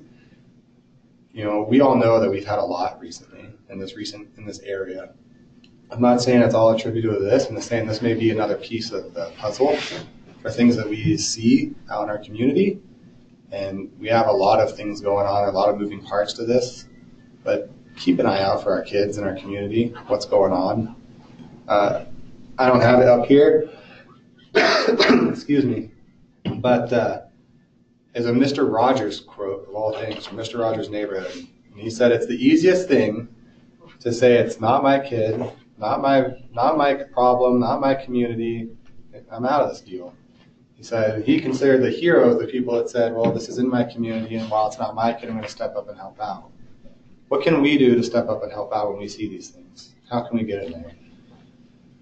So they don't have it in here. I took it out on purpose, but there's a circle security. You can look that up as well if you guys are interested in more of this kind of stuff. But when we show up as the fire department, right, we're the supermen that show up, right, in these red vehicles. We're here to help. Some of those kids are looking at us. They want us to do that. That's what made that girl so comfortable to say, take me back to the fire station with you, to a complete stranger. She knows if I go with this guy, I'm going to be safe. They don't know what safe really is. They don't know, but they just know that we can provide some of that at times. So follow up. We have really active in Post Falls, the SRO program. In Kootenai County, the SRO program, School Resource Officer. Huge.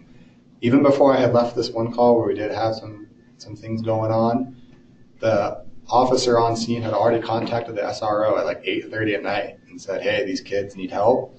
A couple of these kids go to the school that you're an SRO at. The guy already knew. He's like, oh, so-and-so who lives here? Yeah, you know the family. There's already on this guy's radar. But we have that ability. We can get plugged into different resources up here. That's huge. Going to go through this one here. There's like more heavy stuff as well. I'm not going to breeze through it, but we are going to go through. The death of a child is going to be one of the most difficult things we will deal with on shift. It's super difficult. The being prepared to offer a high level of support and understanding. I find it time and time again through almost all textbooks, and somebody can raise a hand if they know a reason why or can shed some light. We want you guys to do all these things here. You know, be alert for signs of post-traumatic stress. And we've thrown a couple things here. Consider professional help and be prepared to offer a high level of support and understanding. But we don't really tell you like what that looks like or what that is in action, right? We'll practice all these NREMT skill sheets to do things. We don't practice that interpersonal relationship of walking over to somebody and talking that things aren't going well on scene. What are we doing? And how to establish rapport. Our battalion chiefs are doing that now. It's really good. We kind of dose information as we go out on codes. We've kind of started bringing some of that in also on our pediatric calls when things are going. There's not a whole lot you can do to prepare other than openly talk about it with a crew. The unexpected death in an infant or young child, with sudden infant death syndrome or SIDS, it's impossible to predict. They have a couple of risk factors for it, which is below. A couple of our ambulances have the ABCs of going back to bed. It's huge. That's awesome. I don't know. We don't keep any statistics on that stuff. Wonder how many lives that has changed. How many SIDS calls have we not gone on because somebody heeded that advice that they seen at a stoplight, or somebody's family member bought somebody a mattress and said, hey, no more co-sleeping. This is the kid's mattress. He's going to sleep here. I got you a crib. I've seen this on an ambulance. I don't know. I think that's just awesome that we have that on there. These are things that we can tell people, though, when we see it happening. One of the other ones is the new moms get exceptionally tired. They get really tired, and especially when they're breastfeeding and nursing and stuff. That was one of my first ones. She fell asleep nursing her baby, you know. So then she woke up that way, and that wasn't good. Talking to people, when you notice somebody's really tired, hey, do you know the ABCs of putting the kid back to sleep when we're in their home for somebody, an elderly patient, right? We can have these little interventions as we go through people's lives every day of just little reminders. It's not being intrusive. It's just, hey, you may have seen on an ambulance, you guys co-sleep, right? No, yeah. It doesn't have to be a big deal, but it does have to be somewhere you can provide a tidbit. The SIDS deaths can occur at any time of the day. When do we, it says usually discovered in the morning. There it is. That's when we normally find out, right? Between 5 and about 7:30 in the morning is when we get these calls. That's when parents get up, recognize there's a problem. You do have 3 tasks there: the assessment of the scene, the patient, and then being the communication support of the family. We're blessed in this area that we have law enforcement with us to help us out with some of this. We have large response when we go. There's a handful of people in this room here today that I know can raise their hands and say, well, it used to be just me and one other guy, or just me, one other guy, and the guy from the engine. It used to not be that many, right? Now we have a couple engines that can respond to VC and Coeur d'Alene, Northern Lakes, and Post Falls area. I mean, we have the ability to get more resources there than ever before. That's huge. The scene assessment, they're going to ask you to keep an eye out for family interaction, the general condition of the house. Where was the baby? Any signs of illnesses? As expected, was the kid not doing well to begin with? I have 2 just from personal experience I'll share really quick. One, everybody's upset and crying. A normal response that you would notice. The other one, met me and the crew out. I was at Station 3, met me and the crew outside. I was like, well, the baby's in there. We did some CPR. Like, totally nonchalant. No big deal. They were nonchalant the entire time, like, yeah, I'll meet you at the hospital. Total, 9-day difference, right? Red flags come up as, well, this isn't right, this isn't normal. None of it's right or normal for dealing with SIDS, but that one in particular, when you're talking about child abuse or neglect, or that one raised a red flag. The accidental or intentional poisoning and airway obstruction, we usually don't see that a lot with the SIDS as much. They begin their assessment of the ABCDEs, as we talked about earlier. And if a child shows any signs and symptoms of the abuse, or they were given medications, or they were harmed or injured in some way to cause them to have this condition, we need to go through medical control and or make phone calls to our battalion chief. We'll make phone calls to the SRO or the watch commander to get some other things going if law enforcement wasn't with us on these scenes. They want you to pay any special attention. A couple times I've seen a couple, getting close to 10, but this one here, well, I've been sometimes patients when they do CPR, or parents, how well do you think they're jazzed up for doing CPR? Do you think they're pushing 1/3 the chest depth? No, they're not. They usually go with more, or they're not. They just don't know. So some of this you gotta take with a grain of salt with these marks or bruises, especially on the chest, and including CPR. And you should document if there's any CPR performed. It's nice, ESO already kind of nudges you to make those decisions as you're going through the ESO report. You know, was it done before first responders? You know, who performed CPR? Communication and support of the family. You're always introducing yourself. That's a really hard one, right? Because everybody's jazzed up. They don't need to know your name and full credentials. They just know you're here to help. I see our battalion chiefs making more of that connection with people and dosing out as we're performing the resuscitation, what's taking place and what's going on. And if a decision's made to start or stop resuscitation efforts, inform the family immediately. That's at KCFR, we're working that through our battalion chiefs.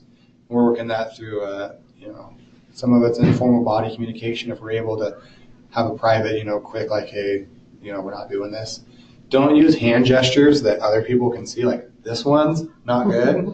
We talked about doing our ones, like, we have like a head nod. Everybody kind of knows the head nod to a degree. Like, if I'm looking at Pete and I'm like, hey, I made the phone call.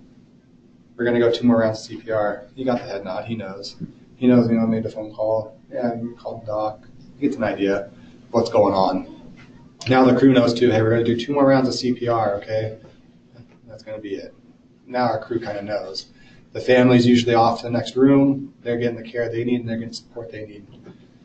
If I could add to one thing Mark says, inform the family immediately. I think also big on stopping resuscitation. One thing that we learned in the EMT class was like to avoid certain phrases like, oh, they're no longer with us. If you're having that conversation, like to avoid stuff like that, obviously you want to be very compassionate in this situation, but at the same time, like, don't use phrases like, oh, they're not with us anymore, they're in a better place, they're the whole like, oh, I know what you're going through right now. Just try and be compassionate, support them. Like I might have mentioned earlier that like the parents or people in that situation are now patients as well, and trying to be advocates for them, but being straightforward but compassionate at the same time. If you are the one having to have that conversation and the battalion chief isn't on scene, or maybe your agency doesn't have a set protocol for who has that conversation. And we're going to talk about too, I'm going to put a little plug in for peer support here towards the very end, because sometimes we become the patients then, because it's just very traumatic for us as well. We've maintained that professional composure on scene. We performed our job. We did the things we were supposed to do, and it still wasn't a good outcome. There's some things that we need as well, and we're going to talk about that coming up. Don't speculate on the cause of a child's death. And parents often ask questions that you should be prepared to answer. Those questions, in my experience, are usually ones we are not prepared to answer. We don't have an answer for. Why did they die? I don't know. How come you couldn't do anything? We did everything we could. Keeping it short and sweet. Allowing family to express their grief in ways that may differ from your own practices. Only using my experience, we've had some that don't, they just don't know what to do. They're such a state of shock. They're like, I don't want to see the baby right now, like nothing. I've been another one where we've helped a lady get new clothes and help redress the baby. Okay, that's what she needed. That's what she asked for. Totally wild, different responses, but that's what they needed. They're going to talk about this brief, resolved, unexplained event. I haven't heard it other than here. And they throw this at the end after going through all that heavier stuff. This is where a baby will become cyanotic and unresponsive, and then all of a sudden resume breathing and color with stimulation. They see a distinct change in muscle tone. That's where they become flaccid. They're just laying there. They pick them up. They get nothing. Baby, nothing. They call 911 because there's still nothing, and then baby starts choking or gurgling or something like that, and we show up and the baby's pink and looking around like, why did I just get woken up? And you're like, what's going on? They're freaked out. They thought their baby was dead. It's one of the harder ones too, because they just went through this emotional response. Their baby died, and now nobody believes them that their baby just died. No, they were blue. They weren't breathing. And you're kind of like, well, look fine now. Their vitals are good now. Provide some of that support and reaffirming what they did. Let them talk. Normalize what you can normalize. Like, yeah, you know what, this was abnormal. This wasn't okay. But you did the normal and correct thing. You called 911. You're taking care of your baby. I can see you care a lot for your baby right now because of the way you're holding them. Reaffirm the parent that they're doing good. We had one recently with a couple of frequent flyers that we have, and they just brought the baby home. I don't know how the baby ate so much, like 4 or 5 ounces of formula for a 3-day-old. I mean, that is like massive amount of formula. And the baby had something similar to this, and they were just freaked out. Talked about maybe spacing out meal plan times, like not saving it up. Like they're not adults. They can't like go all day until now and eat 4 ounces now and they'll be good. They gotta eat throughout the day pretty regularly and small. And then after the event, the child can appear healthy with no signs of distress or illness. Pay attention to airway management and its history and environment, and allow caregivers to ride in the ambulance as appropriate. That's a hard one for me because I've had things where they go sideways and I have a parent sitting in the back. And I don't care if you haven't buckled in. Their buckles are off in 5 seconds and they're in your face. And now what do you have? Now you have a parent in their face wanting to do something. Can you give them something to do? Yeah. I've had parents help me out because, can they help back? Can they help care for patients? Every once in a while you may find somebody who wants to be very attentive. Maybe they are practitioners themselves. The other EMTs, other paramedics, like those are the ones we don't think about, right? Or other law enforcement officers, they're the ones that normally do this kind of stuff. And now they called us to help them, and we may even recognize who they are. And they're like, dude, what? Like, hey, come here. You can help me with this. You can help me with that. I need some information. Give them something to do, an outlet. Physicians are also kind of the same way, nurses. But riding in the ambulance, we don't have a set policy or protocol on that. Best is up front, in my opinion. They can still get updates from you. You can still be honest with them, but they're not typically going to try to jump out of the passenger seat of an ambulance moving and try to climb. They won't usually be able to climb through the little hole in the center to get back to you, where if they're in the back with you, they're in the back with you. And you're in the little UFC cage of pain, they're in the back. And fight's on, because now their baby's dying and you're not doing anything. I don't want to be in that position. I don't want to put anybody I'm with in that position. If they can ride up front, that's the best. If they have another family member to take them, that's a good choice as well. It's something to talk with your crew, talk with your captain. I was lucky when I first started. We had a really good captain. I mean, he just get in people's faces. Here's what you're doing. They'd be like, what? Nope, you're doing this. Ambulance is leaving. You're doing this. And they'd fall like, right? I'm like, okay, got it. This is what you need to do for your kid right now. Like they already just giving them something to do, which was go sit in the passenger seat of the ambulance. Okay, they never ask questions. I've had other ones where I'm getting in the back and somebody's helping the patient's mother in the back of the ambulance. I'm like, oh, okay, didn't know. Okay, I guess this is what we're doing. Talking with your crew, coming up with a good plan. So a lot of heavy stuff. I kind of want to go over peer support. So in case you fire a little bit of peer support, and we're working on getting it up off the ground a little bit more, and you're going to see more stuff coming out. But these are things that you can practice now. Earlier I alluded to, there's no EMT textbook or firefighter textbook that tells you, what to do after the fatality fire, what to do after the bad call, how to talk through it, what to do. Again, it's one of those things in your gut that you'll feel when you walk into the station. People that haven't experienced it for a long time or a death in a while, if you remember your first time you had a CPR, those experiences usually stick in your brain very well. My first one was right before lunch. We get done, we go back, and I'm sitting there. I'm not hungry. Everybody's eating with bare hands that we were just done doing CPR. I was like, for me, total like culture change. I was like, over there scrubbing my hands. I was germaphobe, right? Like, you know, can't get clean enough. Like, what's going on? Like, this is normal to have lunch after this, you know? But they help normalize some of that. And as we get into these things, some of these things get normalized. So peer support, what is it? It really is somebody who does the job that we do. It's a brother in the firehouse that you can go talk to. Somebody, you know, maybe it's your partner. What does it offer? It offers you a way to some of the distress. Some of these things that we see are distressing. They're not normal. They're not okay. It normalizes some of that, and it provides you the outlet to kind of take a breath and realize where it's at. And why does it matter? Well, one, I care about you guys. I care about your guys' family. You guys should care about yourselves and about your families. You got to take some of this home. You don't need to take some of this home. You can talk it out here at the firehouse with people who are there at the call with you, who understand what it was like, who understand those things. What it doesn't offer, it's not counseling. I'm not a mental health professional. I'm not going to sit there and fix problems. What I can do is I can listen. I can normalize some of the ways that you're feeling. And if it's really bad, we can kind of go the next step. And what that is that's going through a referral process. Death of children and stuff is going to affect people at different stages of the game.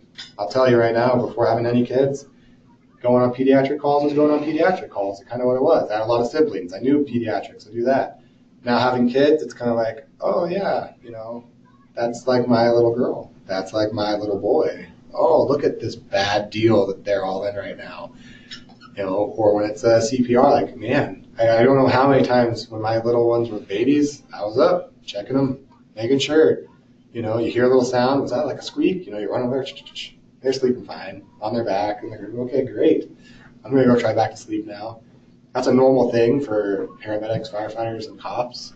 They're up a lot more with their children than normal populace. Why? Because we ran on these calls where things didn't go well. So we've always been kind of worried. And that's why peer support does matter.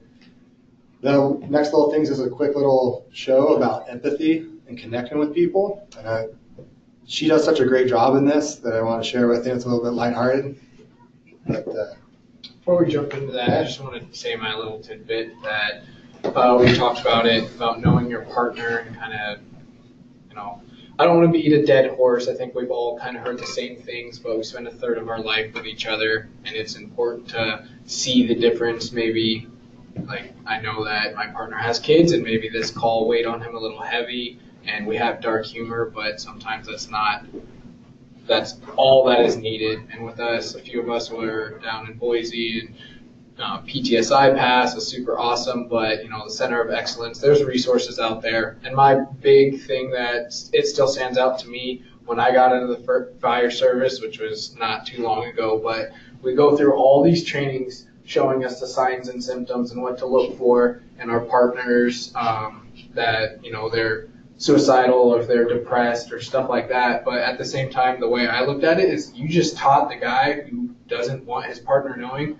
what exactly to do to hide it. Because if you share all these, you know, all these things to look for, and he truly doesn't want anyone to know that he's in a dark place, he's just going to know what to hide. So to me, that always stood out as a red flag. Is like, you were essentially being trained how to hide things, and it's going to be harder for us to maybe pick up on that at the firehouse. So if you do see some of these, you know, red flags or signs, like, maybe not take them so lighthearted. I know that we have a good culture of joking around, and we have our own ways of dealing with it, but maybe outside of work, like, it doesn't just have to be at the firehouse. Like, it's good to have that chalk talk at the table, but maybe invite him out to go do something, you know, that he likes to do, bowling or snowboarding or whatever, and, like, just maybe have that conversation one-on-one in a different setting besides the firehouse. Because I think a lot of it too is a culture of, like, no, I'm not allowed to have an emotional response to that. I'm not allowed to show its weakness if I, you know, let it get to me. But we're all humans at the end of the day. We all can show empathy, and I think that's a big part of us is, like, compassion. And I think it'd be easy to understand why someone would feel those things. That was my little tidbit I wanted to throw. Yeah, having some, I mean, there's healthy things, and in peer support they talk about that, eating good, exercise, and all the things we normally hear. But having a plan on your 4-day to go do something, you know, checking in with your buddy. What are you doing this 4-day? Oh, I'm hanging out with my kids. We're going to go skiing at Lookout. All right, good. You have something to look forward to, something to do. It doesn't have to be intrusive. It doesn't have to be like, I'm not letting you leave here unless you make a plan right now, and I'm going with you. You know, he may want just time alone, or she just may want time alone. That's fine as well. As long as it's not time alone where it's time alone, like, well, I'm just going to go walk out in the woods for the next 4 days by myself. Like, no. You know. Yeah. Yeah. You know, there are a couple little things, you know, hunting's fine. It's hiking with a gun is okay. Making sure that you have some interactions with people and some connection is good. And forging those connections and relationships before the event is even better. Knowing where people are at and talking with them. So this is just a quick little thing. It's going to be maybe a little loud here, but that was good. Maybe. Try it again. It's loud. Really, is it just going to show us this? Hold on here. Technical errors. So for the people at home, we're getting ready to wrap up the class. It wanted us to introduce 2 new skill sheets. If you haven't gone over them, it's the pediatric IO and then the pediatric respiratory compromise. So if you have the skill sheets, look over them. We'll probably stop recording if people in class want to go over it. We can go over it. But if you don't have it printed out, you can just find it on the NREMT website. Definitely review it. Skills days are probably coming up, and your guys' test is getting closer and closer. It's better to familiarize with it now versus later. Yeah, and if you guys want to go over it, I brought them. It says to introduce it, so I have all day dedicated if you want to. If not, if you've already gone over it and you feel comfortable with it, then that's fine too. Stand by 1 second. The next skills practice day is Saturday the 23rd. Okay, so people at home. And it is for pediatric IO. That's on the list. Perfect. Yeah, so we've had a good instructor to student ratio on the skills days, and we got that going right now in class. Like 1 and 1? Yeah, 1 for 1 almost. So the 23rd is the next skills day. If you've missed the last couple of them and you feel behind the 8 ball, I encourage you to show up. So you're at least hearing it here. Hopefully you got an email of the schedule as well.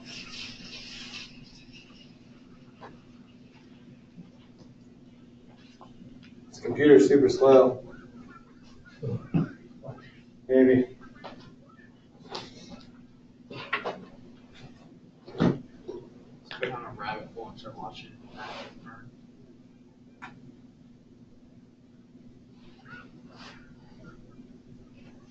It was being pretty laggy for me too, trying to just click on the recording button. Yeah.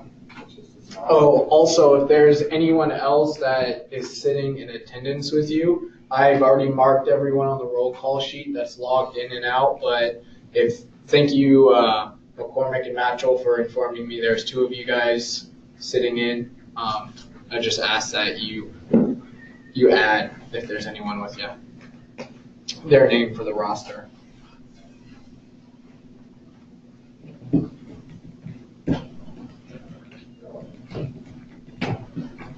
All right. Well, this isn't going to work.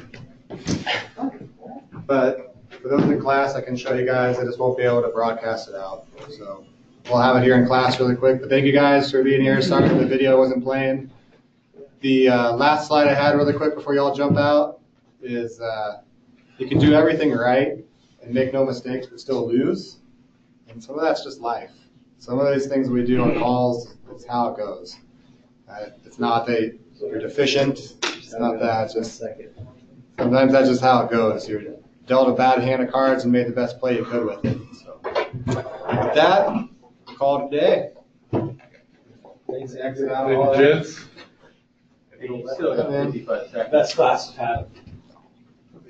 Well, yeah, I really taught a class, so that was nice. Thank you. Appreciate it. Yeah. What do we decide the 23rd? When we're done? Saturday. Next Saturday. Next Saturday, is that what you said? don't have the schedule on me. Tomorrow. Thought it was. So tomorrow. Tomorrow's 16th.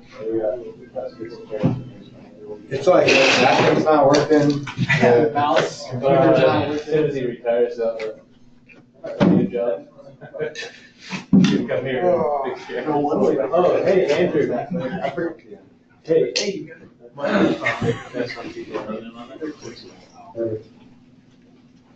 Will you email me that ace that I'm breaking? Yeah. And interesting. What I was going to break it.